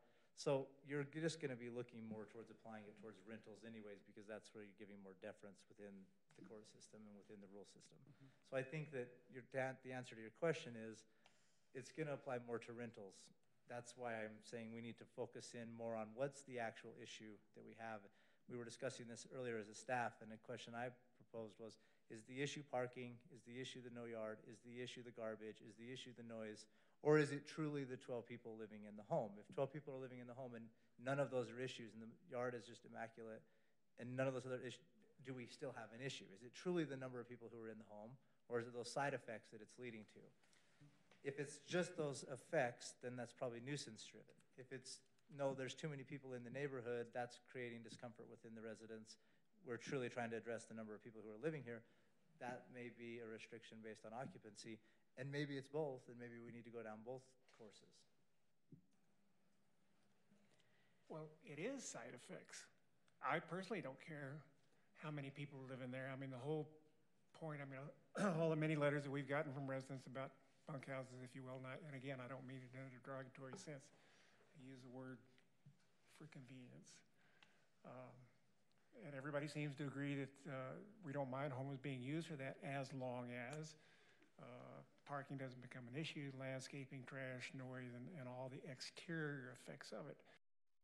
So the thought was, as I think we all agree on, is if there was some sort of a occupancy rule that prevented, outrageous, if you will, abuse, all right, people trying to cram a large number of people into, and there's no way there's going to be parking on the street, and the landlord doesn't take any effort to keep the place maintained and so forth, and that's another subject, then yeah, the occupancy thing was to provide kind of a sanity check, if you will, on how much a house of a certain number of bedrooms could reasonably accommodate. And Tani pointed out, I mean, we have this problem of trying to reconcile rentals versus extended families, and nobody wants to impinge on all that. So I personally do not want to, you guys we talked about this in a meeting in your office some time ago, and I agree with you. I don't think none of us want to knock on the doors and say, hi, we're the police, you got to go. It's not going to happen. But I would like to see some sort of pressure put on landlords to maintain some sort of reasonable occupancy limits. I'm just going to suggest that maybe we could say, come up with a formula and throw it out there as a guideline rather than a hard and fast thing for what that's worth. And you may argue, well, it's not worth anything, maybe. But maybe it is worth something. I'd like to hear the discussion on that. But, I mean, that was the thing. I mean, if we do nothing, it invites abuse. Now, a nuisance violation, which is kind of what you're saying, is the effects that are coming from it. Correct. That is much easier to enforce. We can send out code compliance, they can take photos of the yard, they can document the number of cars if we have parking restrictions. That stuff can easily be documented, and as we go through a civil procedure in order to remove the individuals for the violation, that coupled with a business licensing requirement for landlords, you have a much easier burden of proof to meet if that's what you're trying to prove versus how many people are genuinely staying in your home at night. That's a much tougher burden. Oh yeah, that's my objective. Okay. It's a little more complicated for me. I mean, I do feel like a very big percentage of what's been brought to us, you can bring back to nuisance, whether it's on the noise end or, the landscaping, the parking, the trash, and so that all, and the landlord training, I mean, those all have roles to play.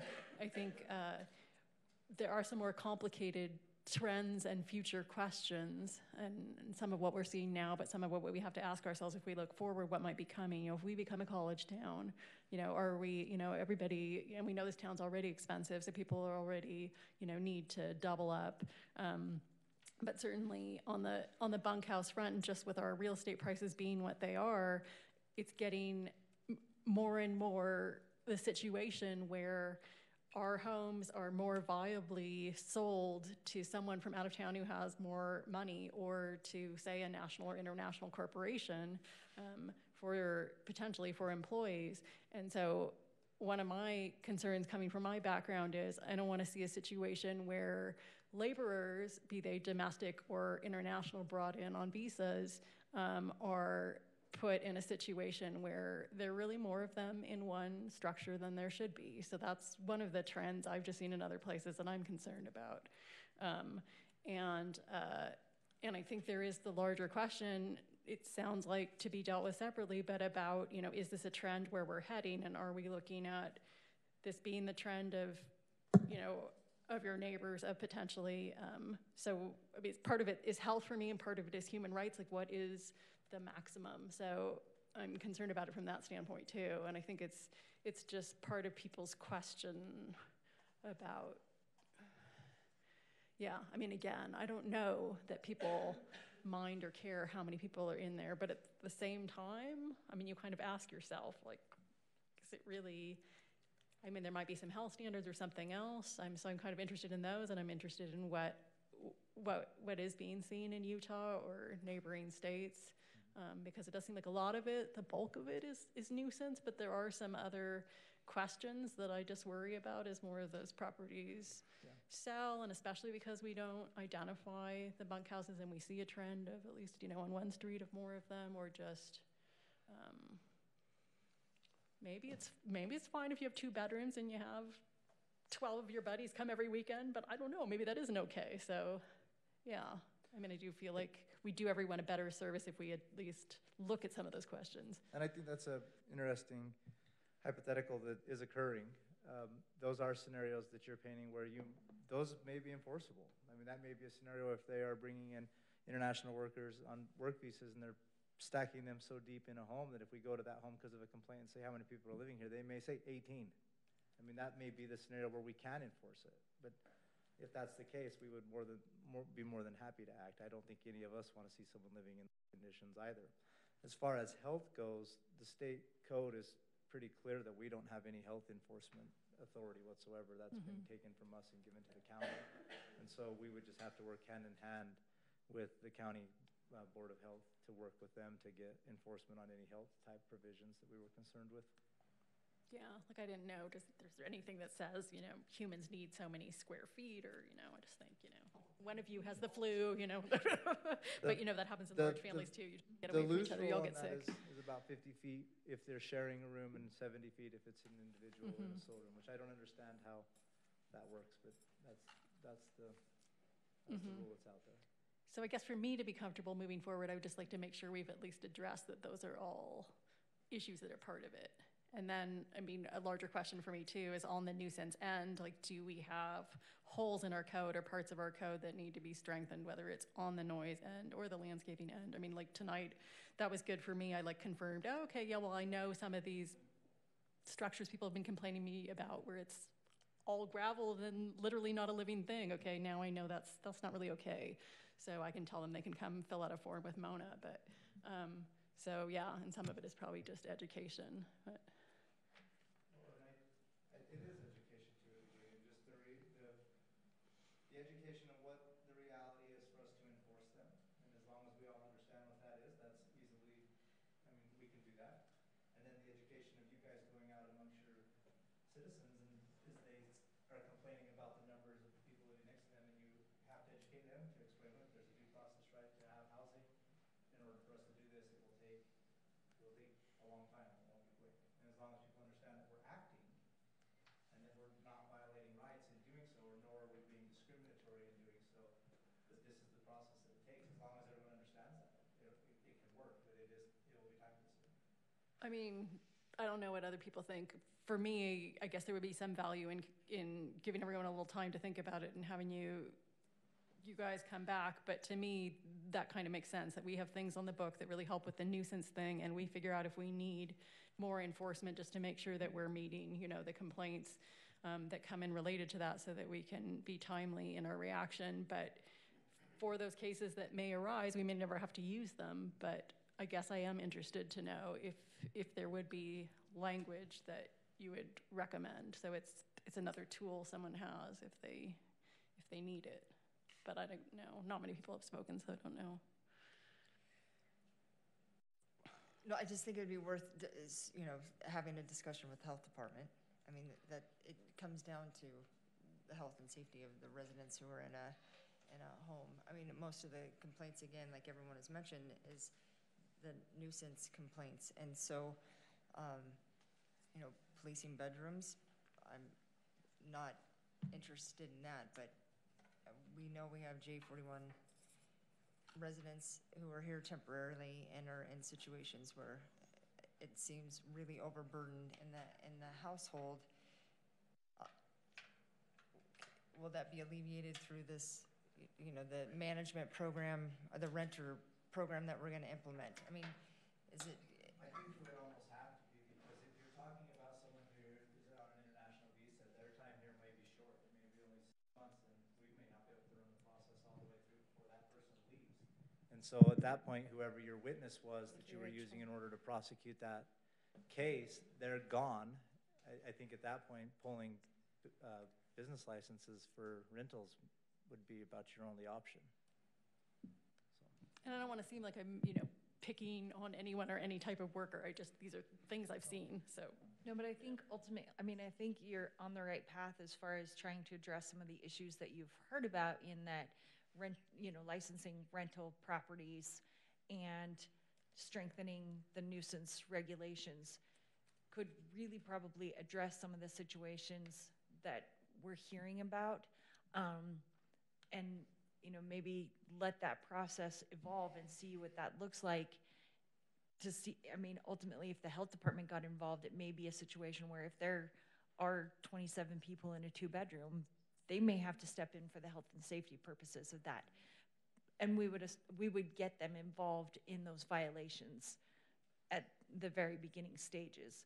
So I think you're on the right path as far as licensing the rental properties and strengthening our nuisance laws to address some of the concerns that you've heard over the last few months.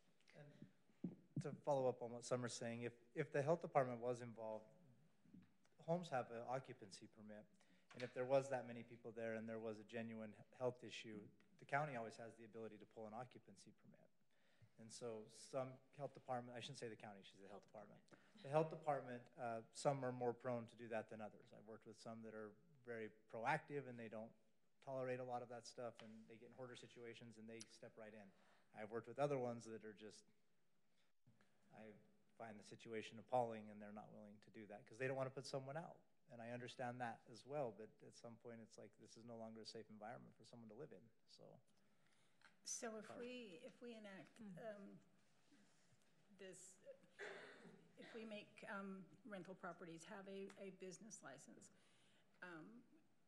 can we attach a occupancy to that business license for that property? That was a question I had for you earlier. I don't think you would attach it to that individual property. I think you would just pass you could. I don't want to say you can. I'm just looking at putting more of the onus on the landlord versus the city. Mm-hmm. You're going to run into the same issues either way. I would suggest that you pass a scheme that's just 2 + 1, something like that we can just literally count bedrooms and we can do the math and it's our determination, versus landlord puts, I have 5 bedrooms on his application, I can have 11 people, and we go in there and 2 of what he's counting bedroom, well, one's actually a laundry room and one, you know what I mean? I would rather make it a generalized rule that allows us to make the determination as to how many bedrooms based off your plan we can pull at the county.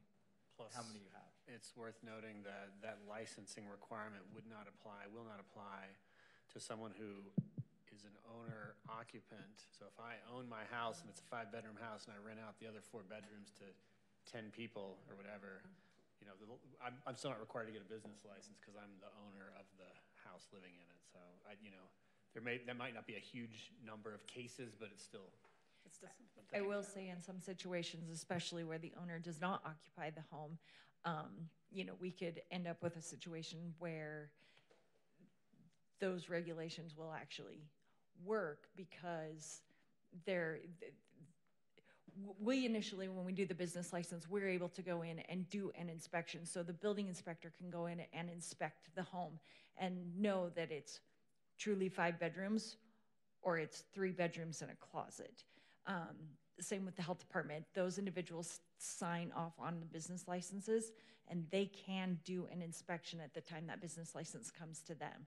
So I would anticipate that those inspections would be done so that we can verify the actual number of bedrooms in the home. And then beyond that, I believe the state code is that a municipality can't do a spot inspection unless it's a complaint. There's a viable complaint, but a municipality can actually do that. If someone says, hey, I rented from this guy and he said it was 5 bedrooms, but it's really 3, then the city can go in and do another inspection to verify for what it's worth.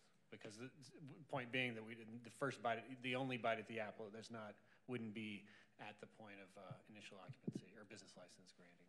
Well, and to that end, if you do end up licensing rent properties, they have to maintain that business license in order to use it that way. And if they have a complaint or they have a violation, they're risking losing that business license to have that property. So there are a couple of different Yeah, avenues it's that a we have helpful- to track some of that information. But if we do that and they lose that license, is it still the same due process because we're putting people out of their home essentially? You're always going to have that issue if you're displacing someone. Okay. It's not the same as a normal business license. I mean, you have a much higher reasonable expectation of privacy in a residence than you do in a business. So anytime you start going into the home, the level just is increased for our action. But it does, if you have a business license, if you're a company or a person, you have a business license in this context and renting out a property, but then you also have business licenses in other contexts in the city, that all is implicated, and does that make sense? Mhm. You know, so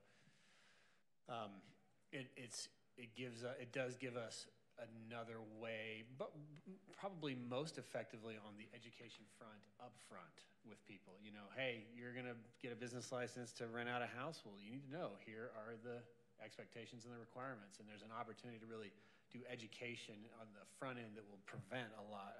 I would, in my experience, it will prevent a significant amount of problems cropping up in the first place.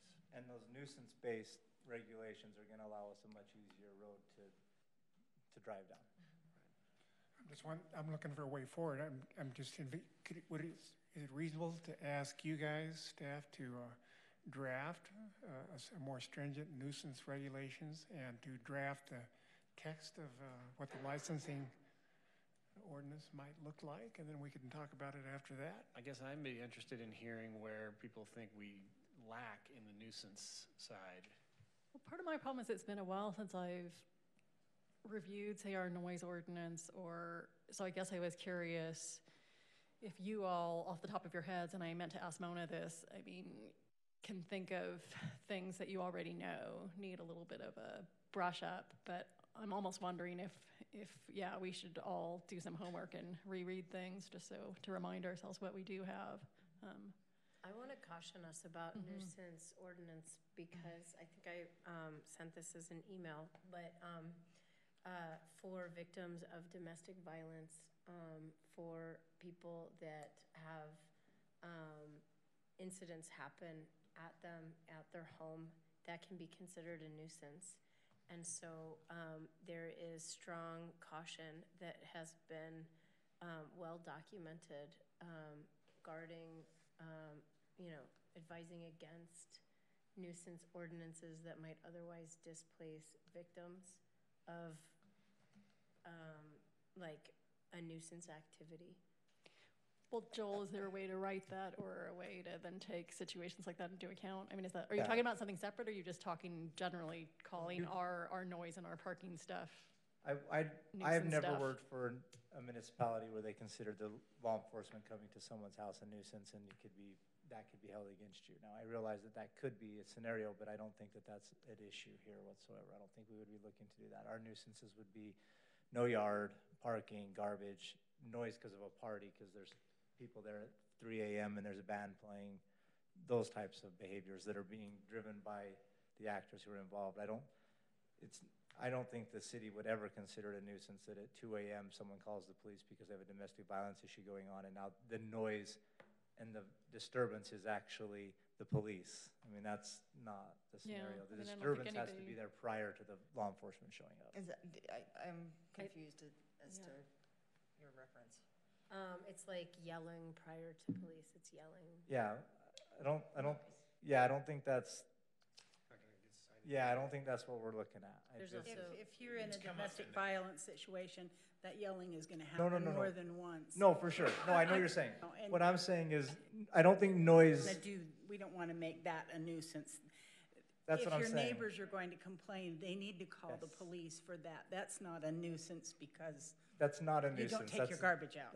That's not a nuisance. That's a crime. Yeah. That's, I guess, is what I'm trying to say.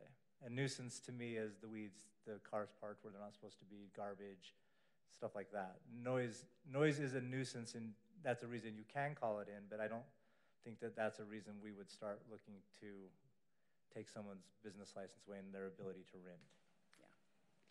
I mean, I'd just like to point out, too, though, like you mentioned, if a home, just because it's a rental, or if somebody is a homeowner, they could be just as susceptible of having nuisance issues. So if we are to base it on the outside and trash, and I mean, it's not a guarantee because you're a homeowner, you are compliant. So Or a good neighbor.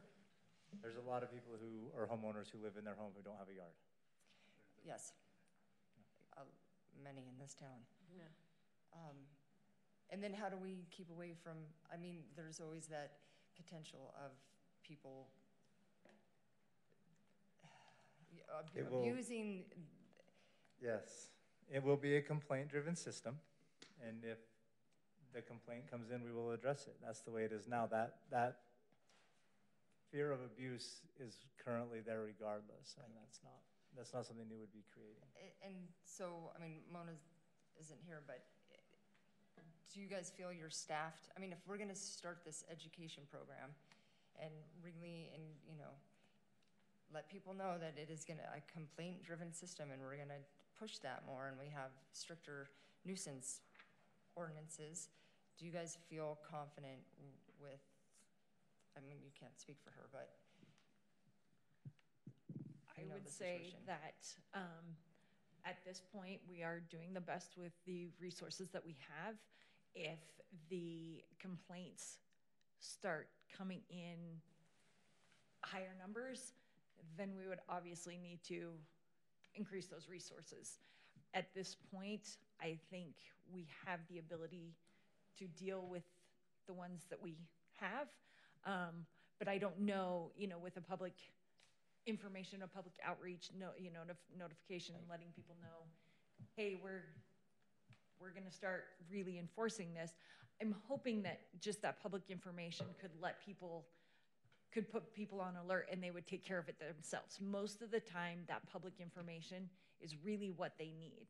They just are not aware of what they're required to do. So it'll be a balance. I mean, I think we'll probably be okay for a little bit, but if we find more and more complaints coming in, obviously we'd need to increase the resources. Well, and if we are going that route and we're seeing cause and effect, and then we need more assistance, but we're seeing good trends out on the street and we're wanting to promote that, then obviously we'd come back to you and say, these are the effects, this is what we've done, this is where we can show you the areas that have gotten better. You guys want to expand what we're doing? I think that circle back, that feedback loop is going to be really important for us as we move forward. I mean, something that we could even set like a date today, to revisit, not occupancy limits as a discussion, but revisit code enforcement,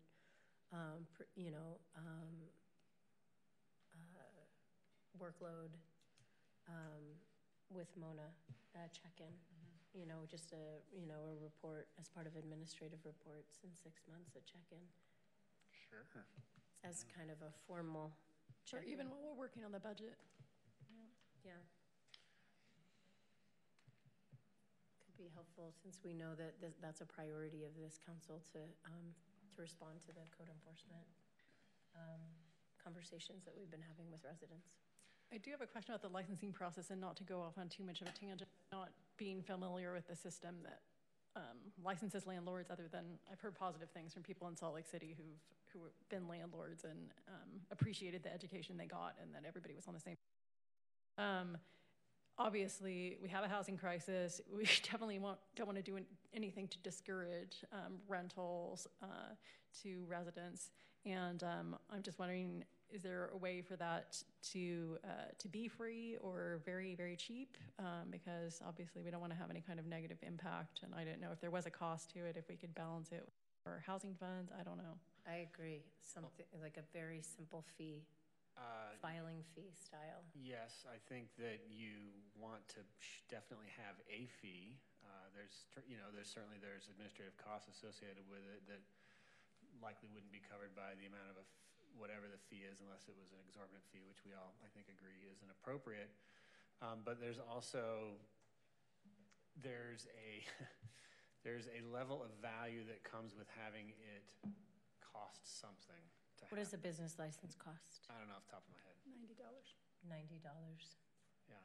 So you're saying less than or comparable some to? cities- Well, just really quickly, I would say also just note that, you know, in the scheme of costs associated with renting a property, that is a pretty negligible cost. Yeah, I And mean, I some just know people who are going negligible. out of their way to not raise their rents because they know what a struggle it is, and so I'm It trying is to a cost that would be anticipate. passed on to the renters. It certainly would be a cost passed on to renters. So Some it is cities worth. provide the good landlord programs, and if Right. landlords complete those, then they get a reduction in their business license in the city. Right, I mean, And that makes less problems for us and calls for us because they Right. learn how to mitigate that. But even that one, you know, for Salt Lake City, I think it's $120, something like that, annually.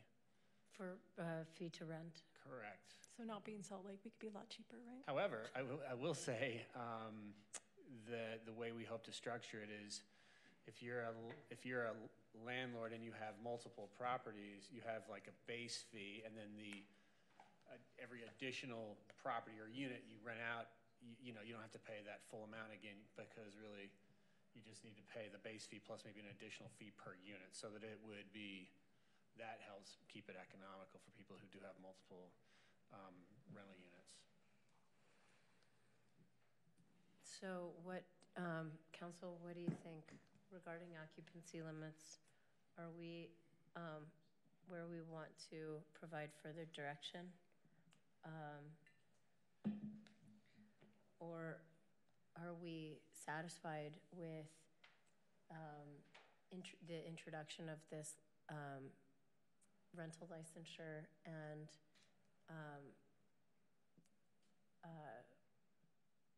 code enforcement?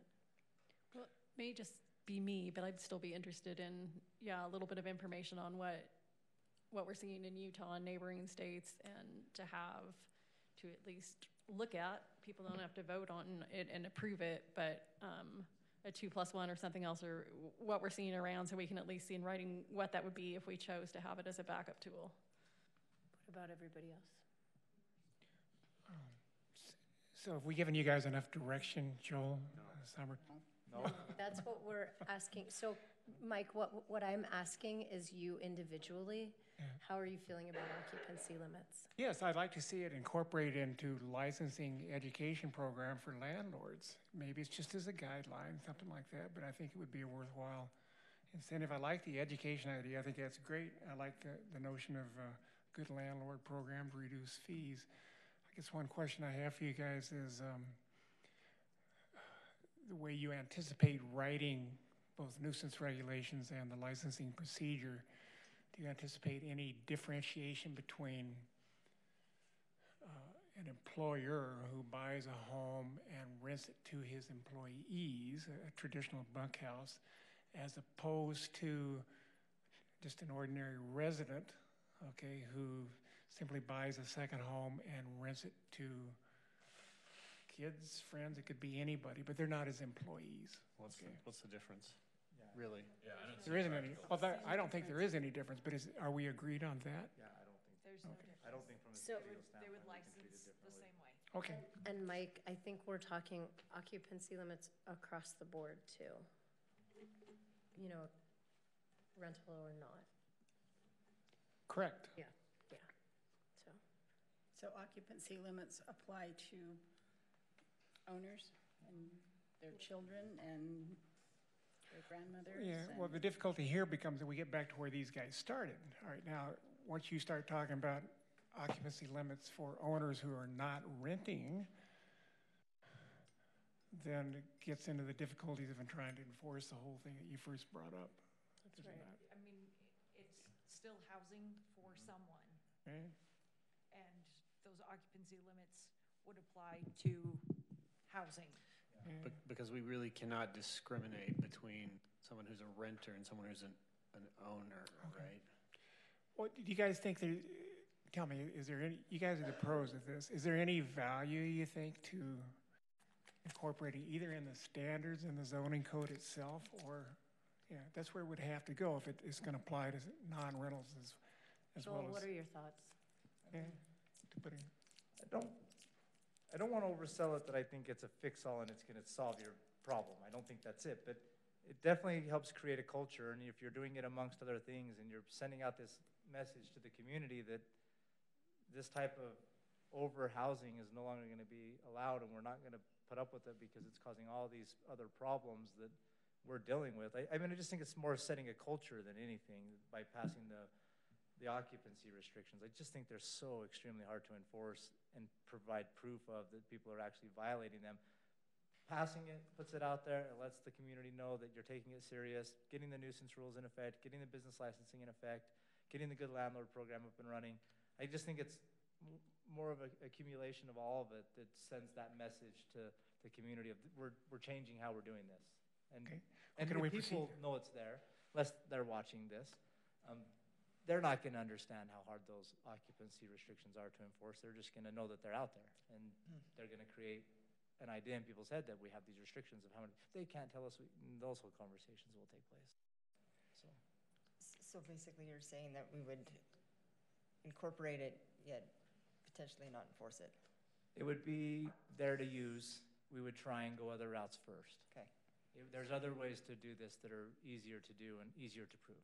So you are proposing that we pass an occupancy limit? No, the policy. question proposed was what was the value of it? Why would we consider it? And I was just giving you the policy of why you would, if you were going to. But what do you think? I would stick to the nuisance-based ordinances, and I would stick to business licensing. We are a city of the 5th class. We have small numbers of employees. We have to be realistic as to what we can do with the number of people we have in the administration. I would stick to those and avoid the occupancy restrictions. I just don't think we have the manpower to enforce them, and the investigation and the evidence creation and the witness creation that would go on with those types of enforcements. I just don't think we have that. But we could incorporate it and create a myth that. Exactly, you got it. Right? That's exactly what it would be. That's exactly what it would right. be. Yeah. Yeah, that's exactly right. Okay. And are we Right. thinking that it would be that 2+1? Yeah. That would follow the fair? That's why I'd like to know what's happening in other parts of Utah and neighboring states, just out of curiosity. Well, what I guess what I'm trying to suggest is, how about you guys go ahead and draft up all the rest of the stuff, leave the occupancy stuff out for right now, and we can create the myth later on if we decide to do so, but all the rest of the stuff, I think we're agreed, needs to be written up and gotten in gear and passed and so forth. Or so, if you guys could draft up, additional nuisance regulations and the licensing procedure and all those details, get that to us, and then we can say, and then maybe it'll be clear if we should input, occupancy guidelines, whatever that's worth. I think in it there would or not. be helpful if you had the opportunity to review David's presentation, that have those standards to see where you feel they're lacking. I mean, we have pretty good code. We can say you have to have this percentage of your yard landscaped. This is a definition of landscaping. This is what you have to do. I don't feel like they're lacking. So if there are some areas that you feel we are, it would be beneficial to have that guidance from council. Right, if you think that what is in there now isn't enough, I need to know specifically where you think we should look at changes. Okay. We can talk And about that. I would base that on the feedback that I'm getting from citizens. Like, if they're seeing situations in their neighborhood that they think are nuisances, and then I would want to know from code enforcement, like, is this something you can address in the current code, or does it need to be tightened up? Because I look at the code and it seems like some of it's a little soft and some of it's not, and So I I think realize it's, that the code enforcement is a process. Some of it's education and dialogue, and I'd rather do the least work and be the least heavy-handed as possible and still take care of most of these situations. And so I feel like that sort of requires feedback, and it seems like this dialogue we've had here tonight is helpful for that, but I'm still not totally clear on if code enforcement has what they need and how it's going with these situations. It may take months to resolve. Well, certainly we'll circle back to Mona, and maybe we'll regroup and put together a statement of thinking, and it will reflect if there are issues that Mona specifically might see as deficiencies, or areas that hearing complaints about where she's like, that's not in the code, and that's what I hear you saying, right? David, But do we need to perception that it should be. include the chief and the animal control officers who are partaking in, the related parts of code enforcement in that? Well, sure, but it sounds like Mona really is in good communication with the team on all that, so. I can tell you just historically, when I was dealing with these sections of the code, the junk and debris are pretty solid, other than one man's junk is another man's treasure, But the weeds, our weed ordinance is pretty vague. We don't have any height limits, any this or that. So I could see that one that would need to be tightened up. I think our noise ordinance is pretty good because you can contact the police department for those situations.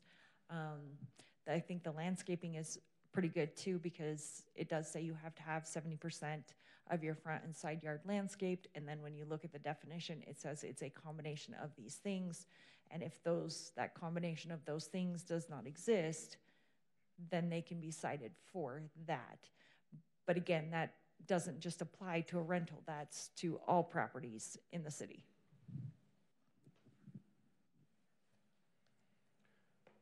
Tony, you haven't, I'm just listening. okay. So I'd just like to add one thing, and I feel like the reason that we are even discussing this is because a number of people in the community seized on the change from family to household, and family itself had become, as I understand it, a bit of a myth itself as an enforcement tool. And so we're talking about occupancy as a substitute for family, but what we're hearing is that itself is the most difficult to use tool too.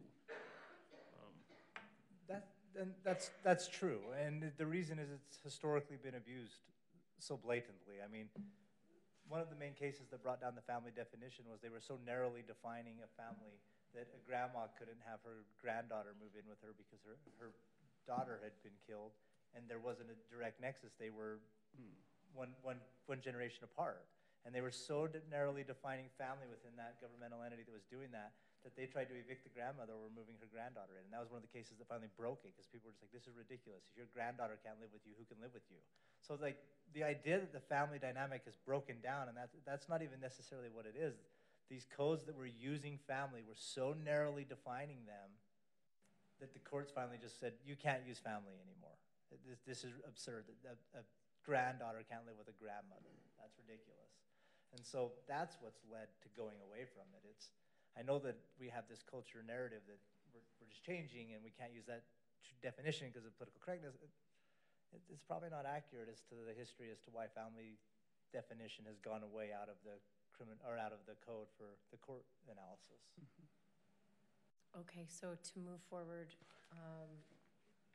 what's the final direction from this council?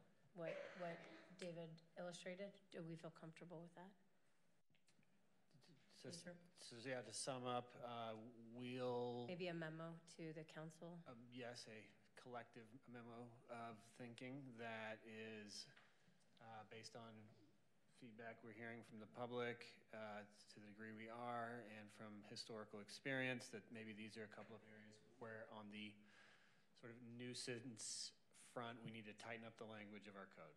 And if any of this council feels that in the very brief review that you did, but also in digging into code, that we have other things that we'd like to add, we should do that to you pretty directly. Correct. Okay, Yeah, and you'll send us those slides, right? I sent them already. Oh, thank you. Okay, is there any other discussion that we want to have on this, or are we okay to move forward? But wait, just to be clear though, we're not coming back with anything specific around occupancy. That's right. We want to have a summary of Code sections and the Good Landlord Program. Is that what I'm? as well as a description of the licensing of Okay. of rentals. What areas of the code need improved licensing and what code compliance needs to be successful? Yeah. Right. And? Well, Yeah. no, I was just gonna say, I was just made aware that in the Code 5 revision, we have, we do require a long-term business license for owners. Right. And it used to be, If you had two or more, but now, just with Code 5, currently it's $45. Is that the deal? Yes, and then, and we're gonna have a revision of fees on January 22nd? It's very tentatively in this year, So first it- quarter of this year. So this Ish. already exists, this business Precisely. licensure? Right, we just need to implement it. Okay, But what we'll include in the memo is details on our plan on how to do that. Okay. So I'm just making Well, sure, so, I want to be careful about that. We're not talking necessarily yet No. about a good landlord program because that's a great thing, but it's definitely significantly more involved. There's training required. I mean, it's a little bit more sophisticated to implement. However, that overall requirement to require someone who is renting out a property that they're not living in, no matter how many units, what size, that is in place. That is the new code is in place, and we're working through how to start to implement that. okay, because it has not been implemented before. Because it didn't exist before. Okay, and I am guilty, I just found out. Well, So- you'll receive the first So I letter just wanted- tomorrow. Yes, double check. So I was the only one interested in kind of research about some information about what Utah and neighboring states are doing on occupancy, just for the sake of information and some of those trends that I was talking about that we may see coming at some point. Okay. okay. So information that you could include in the landlord orientation is that this council gave serious consideration to occupancy limits and decided not to pursue them. But if they're thinking about stuffing their rentals full of people, that We'll be watching. We'll be watching, We'll- right. Yeah, totally fair enough. we'll take complaints seriously. Great conversation. That was really, And really helpful. Oh, in the interest of making business licensing frictionless, online form and credit card payments, it's like I can do it in 2 minutes. That would be I would love that, and I suggest that you bring that up with the hopefully future finance director at some point in the near future. Oh, I thought you as our agent. Right. I'll pass that along. Okay, Thanks, touche. we're gonna move right along to section 10. Thank you both for being coming guys. up and being part of the discussion. That was really good. Let's see, chapter 10, new business, 10-1, briefing and possible action on proposed resolution 06-2019, a resolution confirming the appointment of Rachel Stenta as the city finance director and authorizing the mayor to execute an employment agreement. Is there a motion? I will so move, or would you like me to repeat that? Nope, I will take that as a motion. Is there a second? A second. Thank you, Karen. Discussion, is there discussion? I could start by saying that I was on the interview committee for finance director. I was part of 2 rounds of interviews. Karen also was part of 2 rounds of interviews of finance director. At the conclusion of the second round, we received the application from Rachel, and I will report that I squealed in delight because she's so qualified for the position and I believe would do a great job. I would second that. After the interviews that we conducted, there was no doubt that Rachel is going to do a fantastic job. And I think she's excited for the new challenge, which is, it's also a delight to see that the city offers those opportunities for its employees. I really applaud you guys for that. So Rachel, you've already been doing this, you've had a lot of practice, more or less, I think. Some aspects of the job have been incorporated previously into the recorder position, so I'm definitely very familiar, but I'm excited that it's an opportunity to expand those duties, which is why the position of finance director was created. So I'm excited to jump in and be challenged. I'm excited that Rachel applied, and I just had a question about the job description. So the one I looked at under essential functions, I think the way it's written now, it just says, as roles and positions evolve, finance director will take on more responsibility over time. Components below illustrate the range of responsibilities that the director may assume. So I just, I didn't know, like after a transition period, can we maybe just update that job description, just so I would think to help Rachel, but also us, so we know what on that list she is and isn't doing in case anything does fall off. Sure. Okay. Any further discussion?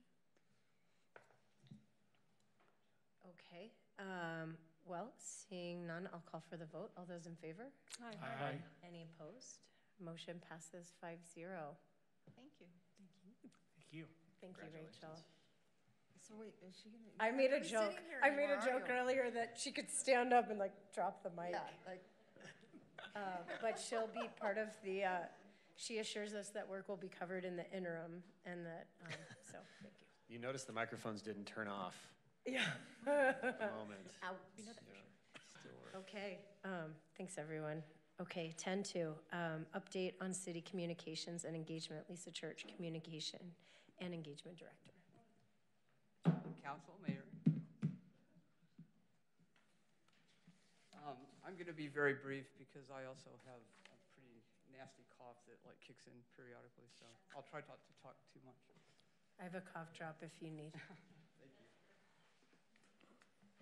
So David asked me to just give the council an update on, where we are based on the 5-year plan that I presented to you last April. And so this is just an update of some of the goals that we had set in that plan and how things are going.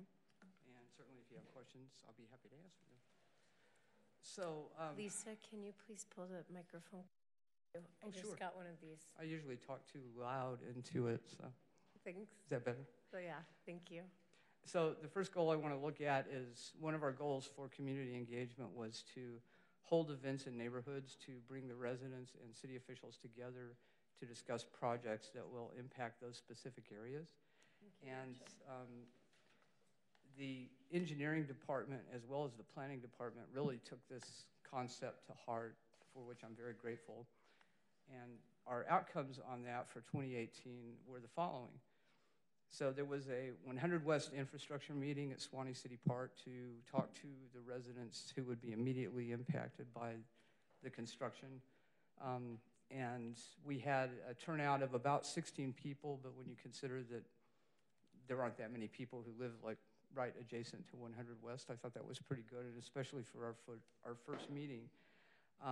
And all those people who were there, as well as some other people in those neighborhoods, also provided us with contact information, and we've sent out emails to update them if there were going to be slowdowns or if something else was going on in the area that we didn't anticipate. So I think that was a very successful first start for us. Planning has also held small area plan meetings on East and West Street to talk to residents there, and this will also be part of the sort of update of the Moab our general plan. But then there were some meetings here with those same stakeholders, and I attended one of those meetings, and the stakeholders certainly were very interested and asked a lot of really important and pertinent questions, and it was delightful to see. And then the other piece of that, and I believe, Mayor, you were involved in this, right? There was a Powerhouse Lane neighborhood walkabout that happened with planning and some consultants and also stakeholders over there. And I wasn't present for that, but I understand from some folks in the planning department that the impact of that was actually very informational for folks here at the city as well as residents. It was. Cool. The next goal I wanted to look at, and this is something that I just really want to give all of the council members and the mayor a lot of kudos for, because you really grabbed onto this idea of doing town hall meetings, and you did 2 of them in the fall, and that was really great. And so we had, as I said, 2 community town hall meetings, one on October 30th that had a more general focus, and one on December 11th that focused specifically on the proposed pad ordinance.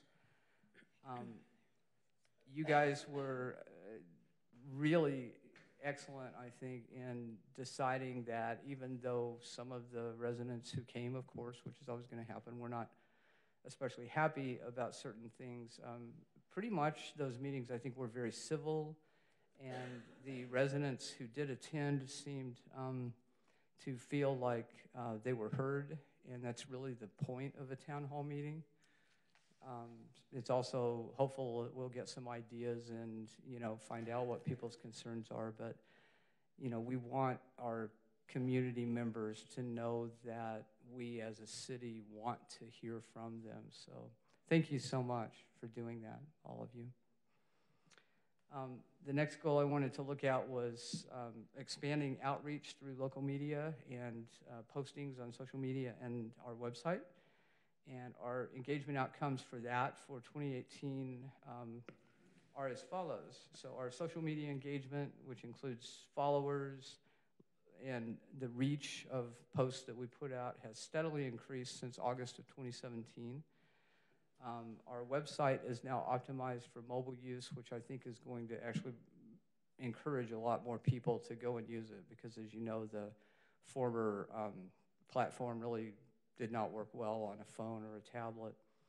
And finally, we know that our public information ads are keeping the community informed.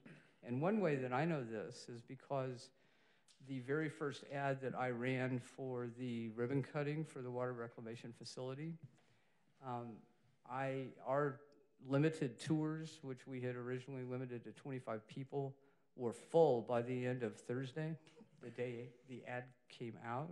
Wow. And we actually added 5 more spots, and I did hold a few spots back for council members who I thought might be interested in coming.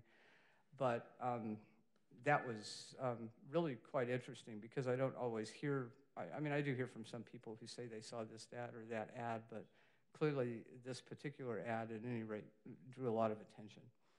And that was a very successful event. So we had more than 60 people who showed up for the ribbon cutting. And we had 30 people who went on tours of the facility.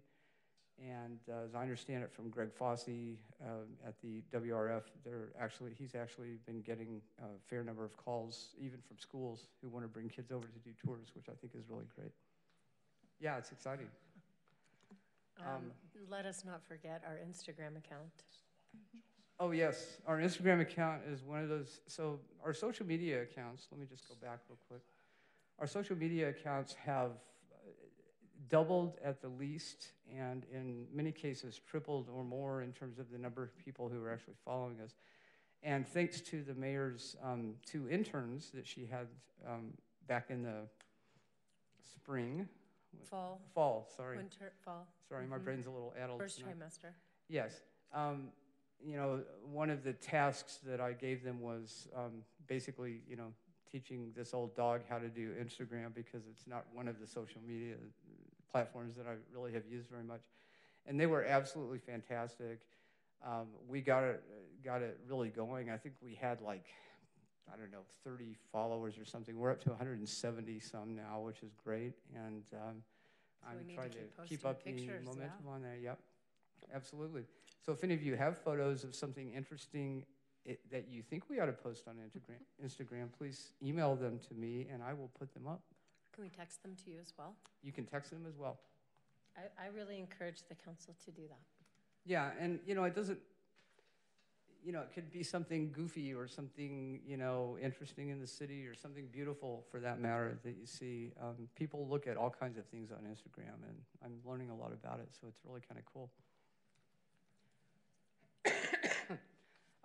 The next goal was, and this was a big one because it really was, as we said at the last meeting, it was a 9-month project that really was truly a team effort here.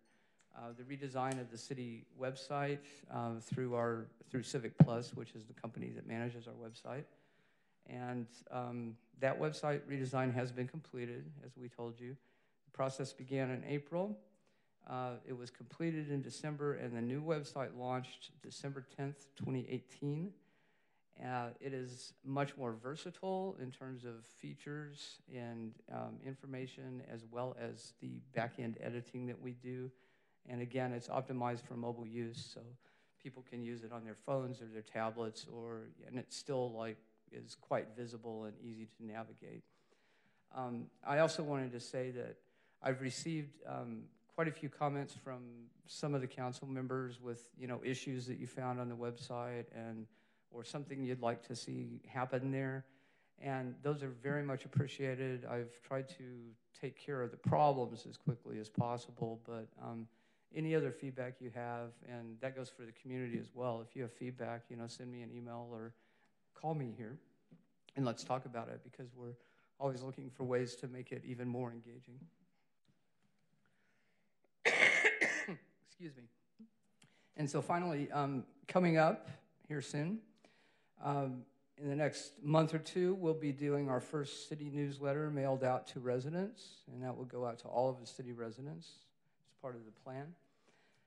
I'd also like in the next several months to start doing video public service announcements, and these would be brief little things, ideally with some of you as well as staff, and we'll put those on the website and put them on YouTube and Facebook and get them out there. There are all kinds of things we can help people understand better, I think. I also want to start doing some more detailed online community engagement campaigns, and you've actually talked about a few things tonight, I think, that might work well for some of that. Ongoing updates and changes to the city website, and that'll be, forever, but, we're really embracing that ourselves here. And finally, revisions to the city's internal communications and social media policies are going to be finished here in just the next couple of weeks, and David will be sending them out to staff by the end of the month. So that's it. Thank you all. Any questions? Is it technically possible for people to follow different subjects? I mean, the reason I asked Lisa is because we got letters from one man in particular who had a great idea. Actually, he's after more transparency, and he wants more advanced knowledge of issues that are in front of us, in particular interest him. Like take Pat, for example. And so he's trying to get, and some of the county council members, have been, Jalen Hawks, for example, posted, she does her own email listings, her own group of people, and so could we use the city's Facebook account for any of us to say whatever, if we felt like we had something useful to contribute that would make these folks who want to know more happy? Would that be a way to do it? You could do that in the form of commenting on the Facebook page. In terms of posting information, if you send that to me, what you want to post, I can definitely put it up for you. And that's just a matter of, we have a very limited number of people who actually have the passwords, and that's all a security issue. But if you have something you want to say, I can put it up and let people know it's coming from you, and we can definitely get it out there. You only have 170 followers so far? Not on Facebook. No, we've got, in terms of followers, we've got almost 3,500 on Facebook. I was talking about Instagram when I said that. There are probably some limits around what can and cannot be posted by the city on behalf of a politician per se, but well, that's a danger in one of us writing it, because you're going to get my perspective, which you may not agree with at all. Right. So we would just need to have would have a more, transparent, open conversation with all of you, or about something, if somebody wanted to post something. And it may be that the most logical way to do that, Mike, would be we could do a post on Facebook about a specific matter that you want to put more of your spin on, and then you can comment as yourself on there and say whatever you want to say. I could. Yeah. Over the last year, I've probably written half a dozen different letters at different times that I thought I would send to the newspapers in town. And I ended up not doing it, all right? But the Facebook thing might, and they were for the most part informational, okay, as opposed to taking a particular side on one particular issue or not. So they would be perhaps more suitable for what we're talking about here. Sure. And, you know, we've had things that we've posted on Facebook that Tawny, for instance, has replied to, you know, something somebody has said or, you know, clarified, you know, information about. And I think that's always appreciated. And then it's clear to the public that it's coming, those thoughts are coming directly from you. So. Lisa, thank you. You're welcome. In the interest of time, we're going to move on.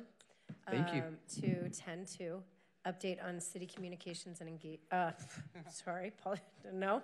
10.3, update on art in public places. Meg Stewart, Arts and Special Events Manager, former. Hi. Hi. Yeah, my last day at the Mark was on Friday, so I'm actually no longer the Arts and Special Events Manager. Liz Holland is, so congratulations to her for taking over at the Mark. Back there somewhere. I just gave you guys a copy of the public art plan that I've been working on. I can put it up on the screen if you'd like me to. Let's just go. Okay, great. So as many of you know, we just started having money for public art in the last few years. It came at a really great time because we had done a community art survey in 2015, and so that gave us a lot of information to work with as far as what the community was interested in having done. So what this is in front of you, and for anyone who wants a copy in the audience, there's a stack. This is just a very high-level version of a public art plan for Moab City. Eventually, it would be great for there to be an arts and culture master plan, which would be much more in-depth. But this is sort of just, you know, I'm on my way out, and I wanted to make sure that the things that we've started keep going because they've been working really well. So the mission, I'm not going to go through every section, obviously. I don't want to just read this to you. You have it now. But I'll highlight some parts of it, which are that the mission is that Moab City Public Art Program facilitates inspiring and immersive art experiences, honoring Moab's character while building civic pride and sense of place. And the vision is that public art provides opportunity for interactive, creative, cultural, artistic experiences for citizens and visitors alike. And so we envision our downtown with artwork that celebrates the past, present, and future of this landscape, town, and community. We foresee a future where public art helps to define our community's identity. There's a little section on how art supports economic development. I've totally talked to you guys about that before. I'm not going to blab about it more. You know it does, and that it's worth investing in. And I'm really grateful for your guys' support in continuing the public art money. I kind of gave you a little history already about the Community Art Survey in 2015, and then in 2016, 1% of capital improvements was allocated for art in public places, and that was the start of these public art programs. The Community Art Survey, specifically relating to public art, highlighted that folks were interested in large-scale sculptures and murals. There's a desire for consistent outdoor music performances, and there's a desire to promote Moab as something more than an outdoor recreation area, which the arts is definitely capable of doing. There's so much here. Little section on the Mark in public art. Obviously, the Mark is more than a community space and rental venue. The staff there works really hard to facilitate the public art programs, in addition to the responsibilities running the Mark. Moabarts.org is a website that we've developed over the last couple years that is sort of a catch-all for art opportunities in Moab. We have links to all of the festivals and to the Art Walk and to the Arts Council. We try to be good about posting events, but that part can kind of be hard because we don't always know all of the ones going on. And there's some goals to make that site even more helpful in the future, but it's great that there is a place for people to land when they look for things about art in Moab. So the public art pilot programs that we've been funding, and I'm recommending that funding is continued, is the live music at the farmers market. I'm sure most of you have had a chance to experience most of these programs, actually. The free concert series, which is the Friday afternoons in July, which is so fun to look forward to in July when it's hot. Moab Art Trails, so getting those beautiful sculptures around town and rotating them out annually and purchasing at least one each year. And then we've recently added this Moab Arts Council Community Arts Grant Program, which okay, sorry, that already has existed for a long time, but we've recently added that we are going to allocate part of the public art funds to add to that pool of money, to be able to have that committee grant out more funds and give local artists more opportunities through that avenue. Then a large section of the budget is sort of like a flex available spending for, you know, working with artists that come in and say they really want to do a mural. There's been we've tried out doing some artist residencies, and I know Makeda is working really actively on coming up with some new programs around artist residencies. Live music events, like for example, we had like a Czech folk group come through, and we were able to pull, you know, a couple $100 out of that part of the budget to be able to fund that cultural experience. So it doesn't have to just be murals, residencies, and live music. It's really like whatever public art opportunities are discovered by the staff, or folks come to the staff and say, how about this? This would be really cool. And so there's some discretion available there. Youth education is a goal for the public art program that I've included in here. Obviously, that's a really important component. I'm recommending that there are field trips to the Mark. I don't know why we don't do that yet. So having the elementary kids come visit the Mark, and maybe even having a local artist teach a little craft activity or something like that. Getting kids to understand that the Mark is a community space and an art center, as well as educating them about art trail sculptures and the murals along Mill Creek Parkway. And I've even included in here the idea of potentially creating a partnership program with the high school in the future, where teens would lead tours of public art in our downtown. And so I'm hoping that that might evolve in the future. Section on our permanent collection. So this year we acquired, I think it's actually 8 new sculptures and 12 new murals over the last few years. And you know, we also, all of the art in Moonstone Gallery between City Hall and the gym is part of our permanent collection. And so we're growing that collection, and we're you know, kind of decorating our town in a really thoughtful and tasteful way. Maintenance and repairs, I included just $2,000 set aside for maintenance and repairs. It's inevitable that things are going to break, that there's going to be issues, that there's going to be, you know, maybe a need to hire somebody externally to come around and clean all the sculptures once a year or something like that. And so $2,000 is pretty modest for that, and it may need to grow in the future, but at least there's a little bit to support it. And then I have this section on looking to the future.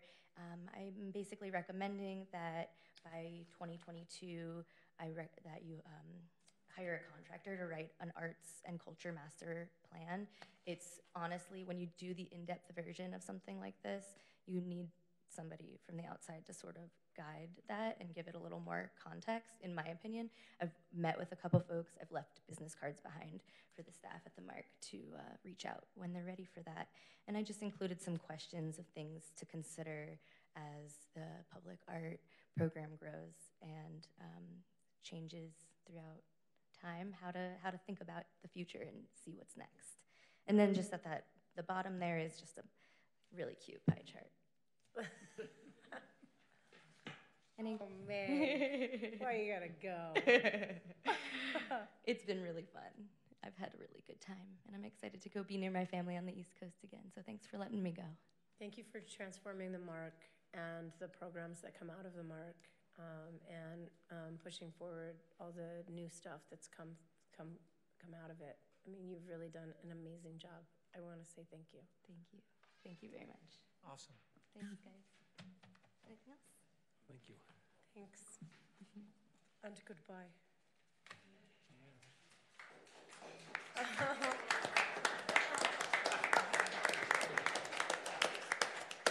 I always try to hush clapping too. I clapped. That is rare. 10 for purchasing exception for state-approved contracts, Motorola Solutions Company for communications equipment for a 5-year lease not to exceed a total amount of $172,090.40. Chief Winder, hello. Thank you for staying. Hello, thank you. Glad to be here. It's a most interesting meeting, and I've enjoyed all of the conversations, and that's a hard act to follow. Yes, that is. My conversation will probably be a little more dry, and I hope you'll bear with me.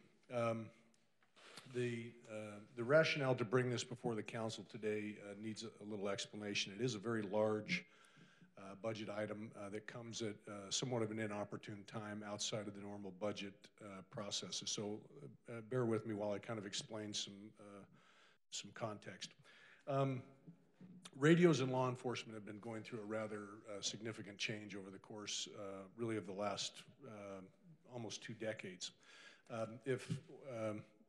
Going back, clear back to 1999, the state of Utah began to experiment with a new radio infrastructure. It's referred to as 800 megahertz. It's a system that provides significantly more capabilities, most specifically in terms of its sound quality. That system was initially installed in the state of Utah to prepare for the 2002 Winter Olympics and was rolled out in the 5 counties that hosted the games. It was rolled out prior to and perfected and then utilized as a part of that, and was highly successful. After that occurred, the state began to roll it out throughout the rest of the state. That rollout really did not occur in a very linear fashion. The technology is very expensive. The ability to obtain cell sites and to convert much of the existing infrastructure really ran into a number of hurdles. The competing system that has been in place in the rest of the state, which is the one we're on right now, is a 150 system. It has some advantages in that it is very good in rural areas, that it can be, the signal tends to go a long way and can be used in kind of canyon or very unique geographic conditions. But the problem is the system is degrading, and it doesn't offer many of the capabilities, for instance, to be able to track officers' locations and a variety of other things. So there was a lot of resistance between kind of rural and urban entities that also prohibited or limited the rollout of this system. It's been very contentious. Locally. I'm sorry? Locally. Really throughout the state. If you go to,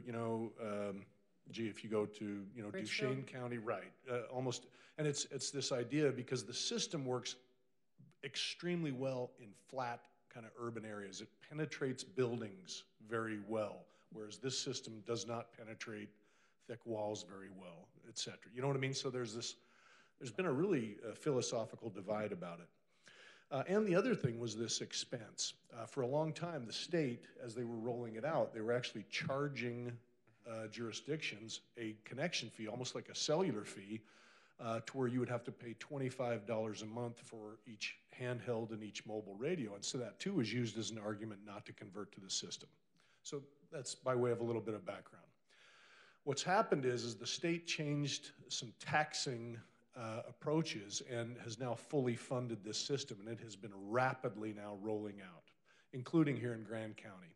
State of Utah, through the Utah Communications Authority, which is a statewide governmental entity, has come into Grand County and has worked with the Grand County Sheriff's Office and has put in place all of the infrastructure to allow us to convert to 800 megahertz system.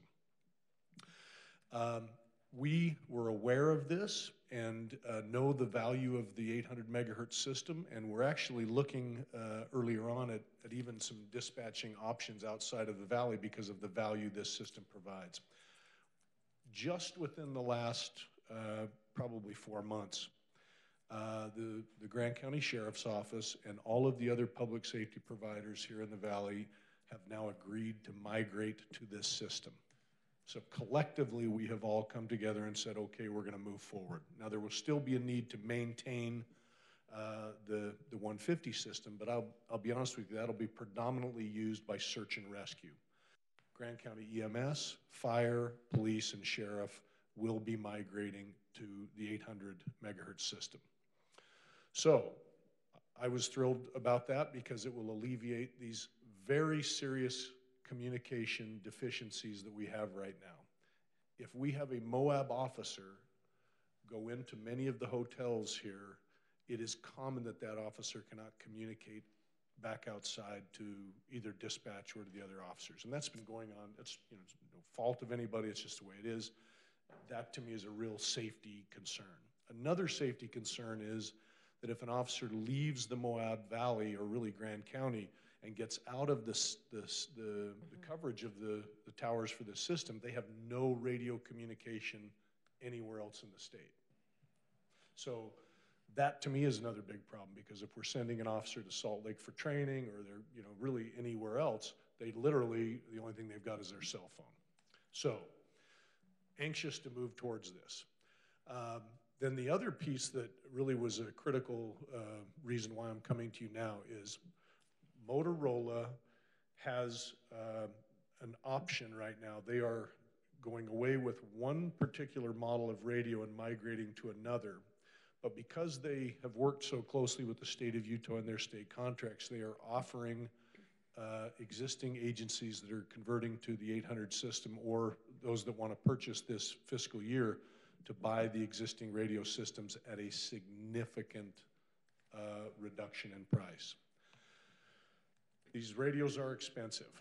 A mobile radio in our cars will cost about $3,000 per radio. These cost about $1,200 in the radio. Talking about what you carry on your person as opposed to installed in the vehicle? So they're both about, they're almost, to be perfectly honest with you, they're almost triple the cost, both mobile and handheld, of our existing radio system. These, the brand and the style of radio we use are, they're significantly cheaper, but they're also more, shall we say, less robust. Is it like going from a flip phone to an iPhone? That's exactly the analogy that I was going to use, is that, you know, with this comes significant technological increases, but boy, it also comes with significant price. So, needless to say, I thought, well, this will be sometime in the future. However, I believe the deal that Motorola currently is offering us, that we've put pencil to paper, and it is clear to me that the option will save us approximately $66,000 by making the purchase, whether we do so in a 5-year lease option or in a one-time payment. And I felt that that cost savings was of significant value to bring it to your attention at this point in time. The budgeting issues, I've spoken with David. I recognize this is a new capital expense that was not in our budget and comes, like I said, at a unique time. But I do think it is, from a technological standpoint, very critical to migrate to it as quickly as possible. And secondly, the savings offers us a somewhat unique opportunity. The county take advantage of the offer as well? They are not. EMS is, and I think that, I won't speak for them, but I think part of the issue is really a lack of funding opportunity. I think if they had the money, they would do it. So when are they going to? Well, that will be budget dependent on, they will be able to, we're going to be running dual systems for a period of time. The way it works is technologically, when we go to the 800 system, the state of Utah comes in and builds what's called a talk group. It's essentially it's a computer artifice. They place us in a software configuration that allows us to speak with the surrounding agencies. And then what they do is, the name of the function is actually an interpolator. They actually have the 800 system be able to be listened to and transmitted from Grand County, even though they're on the old system. Does that make sense? So the Grand County dispatcher, to them it will be seamless because the state comes in and puts in a computer patch. The radios that we have also have not only the 800 megahertz systems on it, but in a situation where we got away from the physical dispatch center, we could actually switch the radios back to 150, which is another advantage of this particular system. So that's the kind of long and the short of it. So you're suggesting to say $66K we buy the radios now, even though the sheriff's department, whom is the main group with whom you wish to speak, doesn't have a radio? We will be communicating with them via dispatch, and we'll have their frequencies. We can speak directly to any unit. by switching to their frequency. We will be able to scan with them. The situation we will be in with Grand County will be the same situation we have been in with Highway Patrol and other state agencies. Again, I can't speak for the county. I don't know how quickly they're going to migrate over to the 800 system, but I think it is inevitable that they will move towards this, and especially with us and if we go and with EMS already migrating, it should expedite their transition. I think they'll have to try and find the money as quickly as they can. What I've been told, Chief, is that they're going to do it incrementally. In a phased way, yeah. In a phased way, yeah. Yeah, it makes sense. Do you know what Emory and San Juan are doing?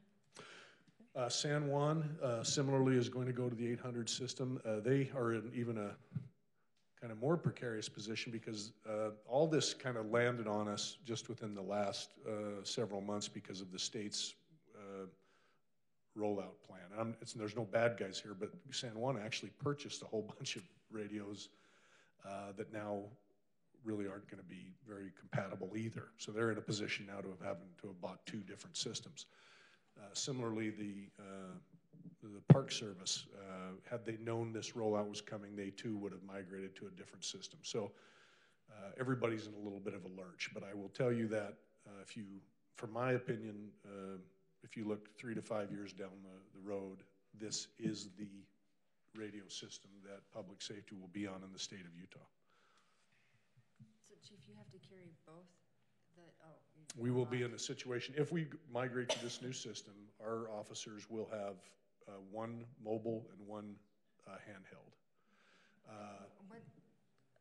Could you, because that's the APX 7000 series and the 8500. 8500 goes in the car, and then the 7000 is the one they wear on their body. Right now, every police officer, every EMS unit will have a mobile radio, and they will have a handheld. And then I've noticed with the bills that your mobile phone, like you guys have certain SIM cards? Or, we do. I mean, what's? No, so then the other system that we utilize is in the laptop computers that are in all of our vehicles. Those are connected to all of the statewide and county-wide systems via cellular network. In the long term, there are some discussions, and this gets, jet car-ish, but there's a discussion, in the next 10 to 15 years of nationwide 700 or broadband system that is specific to public safety. The analogy about the flip phone is very apt. The needs of public safety and the complexity of these communication networks is growing exponentially more complicated all the time. And so what I think you're going to see in the future is a merging of some of these cellular technologies and the radio technologies. But right now, what you're certainly seeing is a migration away from some of the old radio systems. When I started, and I'm embarrassed to say this, but we still had some of the old high-band radios, which had the big whip antenna, on the car that, and those, so it's like with everything, there's this kind of manufactured obsolescence as it relates to communications. From my perspective, the question is, when the iron strikes, you try and migrate to the latest system and then hold your breath until they develop something else. So I guess my question is, if you buy them the new units, 800 megahertz units, they're dual band units. I mean, all you got to do is flip a switch on them. That's right. And the capability on these is that you can turn them on scan so we can hear everybody. We can, the Moab to Moab units, which is really to me a very huge advantage, their communications will be crystal clear, both inside of buildings and anywhere really in the Moab Valley. The technology is quite remarkable in terms of its signal clarity. So if they have to go over to that 150 system, we simply go over to it. We have that capability, but again, the sound quality will be the quality we have now, which is quite degraded. To put it in perspective, I cannot listen to my handheld radio sitting in my office. And to me, that's a very unusual reality. You know what I mean? It should be that anywhere I'm at with my handheld, I should be able to monitor that radio. Schools is another Yeah. deficiency that we have. Yeah, and that was made clear when I participated. Yeah. That was a big conversation that was had. Yeah. It's really important. You can really put these 150 towers anywhere you want, and it's just simply not going to reach the efficacy. To put it in perspective, in building codes right now, to one of the workarounds for the old 150 system is to try and get all building construction to put hot spots more or less inside the building to boost the existing signal. I mean, I think that's not very viable in the long term. I've been told that there are only 2 people in the state right now that can program these. Is that correct? Well, there's a reason for that. I know I was told the reason yeah, too. So it's a good thing. There are. We have one of the individuals that is here in our region. What the state of Utah has done, again, I think it's wise, is they ensure that everybody's talk groups are the same on their radios. The value of that is that if I'm driving along and I go into Emery County and I switch over, I know that when I switch over to Emery County's radios, it's now the same groups that are in that area. Right now, it's left up to the individual counties and in some cases even the cities. Yeah. So my radios will be different in terms of, if I say go to channel 6, they go, I don't know what channel 6 is. So you have to, fool around. So does this lease agreement that we have eliminate that really high service call if there's anything wrong with these? Well, it will, because the backbone of the system is all maintained by the state of Utah. Okay. Our expenses will be the initial programming, which is frankly $10 a radio. But other than that, the system, the backbone is maintained by the state. One of the questions that will come up is, as you're aware, right now we pay, Grand County, an additional fee as part of our dispatching, and I think that's something that comes in for another discussion perhaps as we go through budget. But another motivator for everybody to get on one system. And the other thing that I was told, and it may not be accurate, mm-hmm. but will our dispatch here cease to exist, and it will be dispatched through price and back to us? Did I misunderstand that? There was this gets very complicated, and I'll try and distill it down. The answer in short version is no. Grand County's dispatch, now that they have made a decision to migrate to 800 megahertz, they will probably remain functional. The real question became is if those systems that don't migrate to 800 megahertz, the cost of maintaining it on your own without state assistance becomes so prohibitive that rural dispatching centers probably would cease to exist. And I'll be honest with you, I think the state kind of devised it that way through the taxing structures. They've really made it difficult to maintain the current dispatching protocols. Okay. They're pushing people to go to 800. I mean, that's really the bottom line. The 5-year lease, Jim, is that a lease with, those 5 years worth of lease payments, if you decide, do we own those units at the end of the 5 years? Yes, sir. I'm confused why they call it a lease, because I think it's more of a financing option. The equipment is owned by us. It's really a 5-year payment plan. And so we can save $18,000 if we just pay it up front instead of, it looked like. Yeah, there's a carrying cost to do it. That's right. Mm-hmm. Yeah. What you would call a finance lease, where at the end of the lease term, you've basically paid for the equipment, and you can either walk away from it, or typically you can buy it for nominal sum. Just like a vehicle. Yeah, that's right. But it's a way that you finance equipment like this without having to pay for it all up front. And these won't be obsolete in 5 years? They might be. Well, I wish I could. The Motorola. I won't hold you to it. Yeah, Motorola equipment is significantly more robust than. I can tell you, we go through these radios to me at a fairly breakneck pace, and I think where kind of, it's that people have grown accustomed because they're $600 or $700, you know, they're used to kind of going through them. A Motorola radio should last you 8 to 10 years. And that whether it's a Bendix King or that quality of a mil spec radio, they're a whole different kettle of fish. But it is yes, and it's a fair point that we should budget accordingly for that replacement schedule moving forward. That is absolutely correct. Got that, Finance Director? And will this ever? This is gonna be great. I'm sorry? Will this ever include Public Works? So we do the 5-year thing, we still get the $66,000 discount, or that's only if we buy it up front? Yes, sir, just one moment.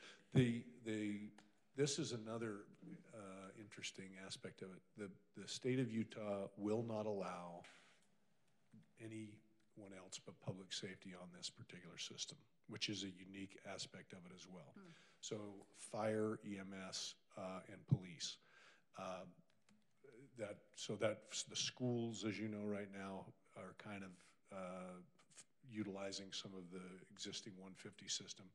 I think that's a conversation that's going to, moving forward, as I said, the 150 is not going to go away, but the schools are going to be on their own as it relates to purchasing that equipment, programming those kinds of issues, because the state really wants it to be public safety centric. So the answer is it will not include Public Works.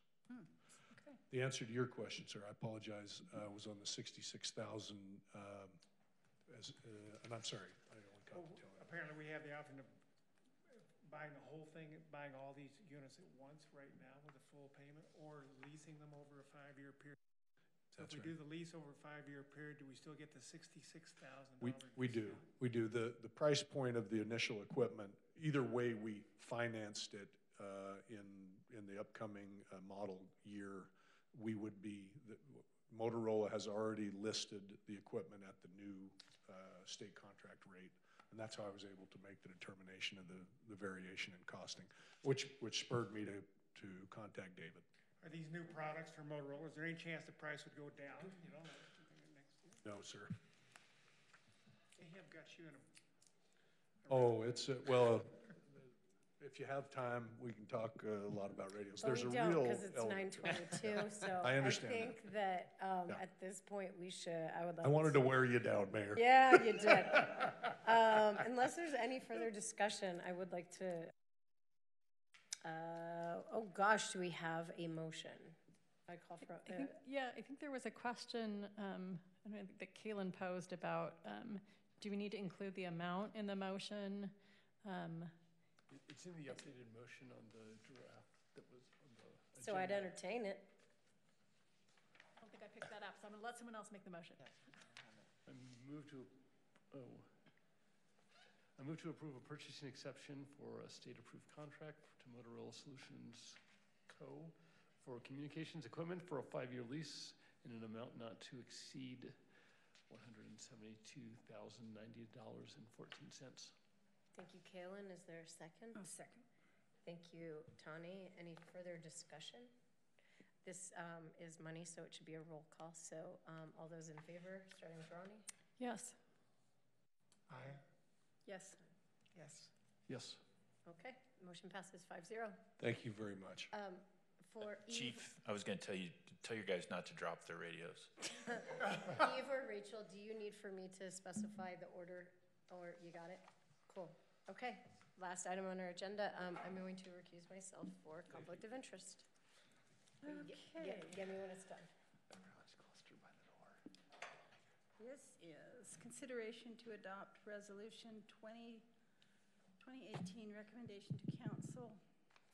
Conditional approval of the Sunset Twin Home subdivision preliminary plat, a minor subdivision of Lot 3 of the Sunrise Hills subdivision located at 476 McKay Place in the R2 zone. And I apologize, the title is actually the Planning Commission resolution. I'm not sure in the transition of things, the council memo did not get into your packet, and I apologize. I know Ronnie had mentioned that there's no recommended motion, and we will make sure that that does not happen in the future. But we are looking at proposed resolution 04-2019 for the Sunset Twin Home subdivision. Okay. I'm sorry.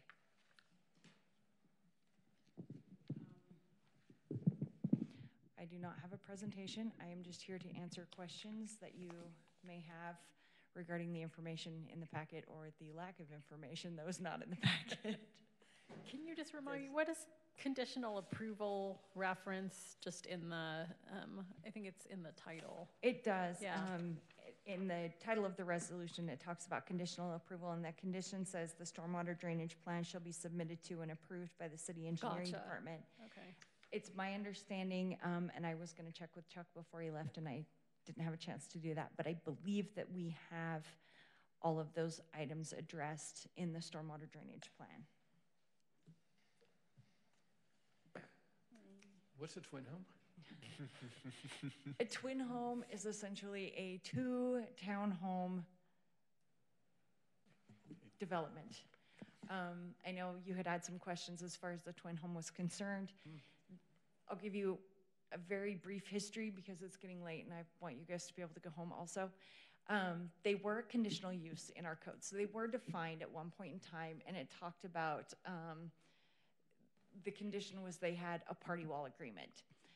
Through various code changes, it appears, as you pointed out, that the twin home definition has actually been removed.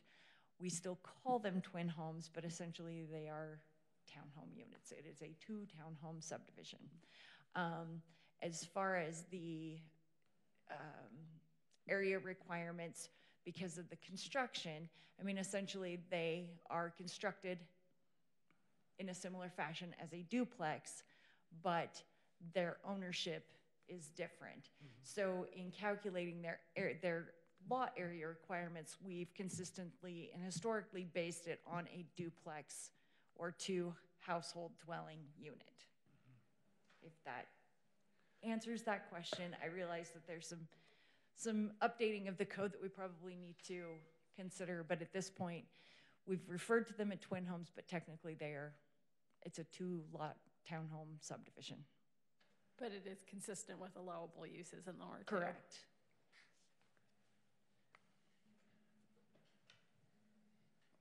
Anybody else? Any questions? Do I have a motion? Sorry about that. You're gonna have to wing it.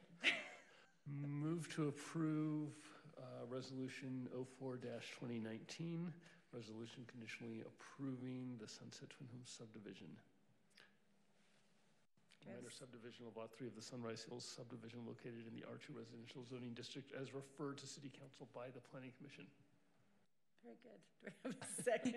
I would make a second. All in favor? Aye. Any opposed? Motion passes 5-0. Thank you. Thank you. I guess you can let Emily back in, or we could ditch her. No, we should. Move to adjourn.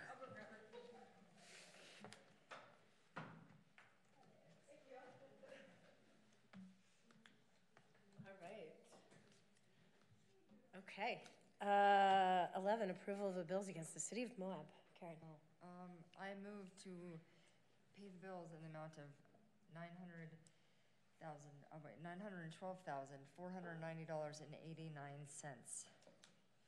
Thank you, Karen. Is there a second? Second. Is there discussion? No, we paid off the bridge on 100. Oh.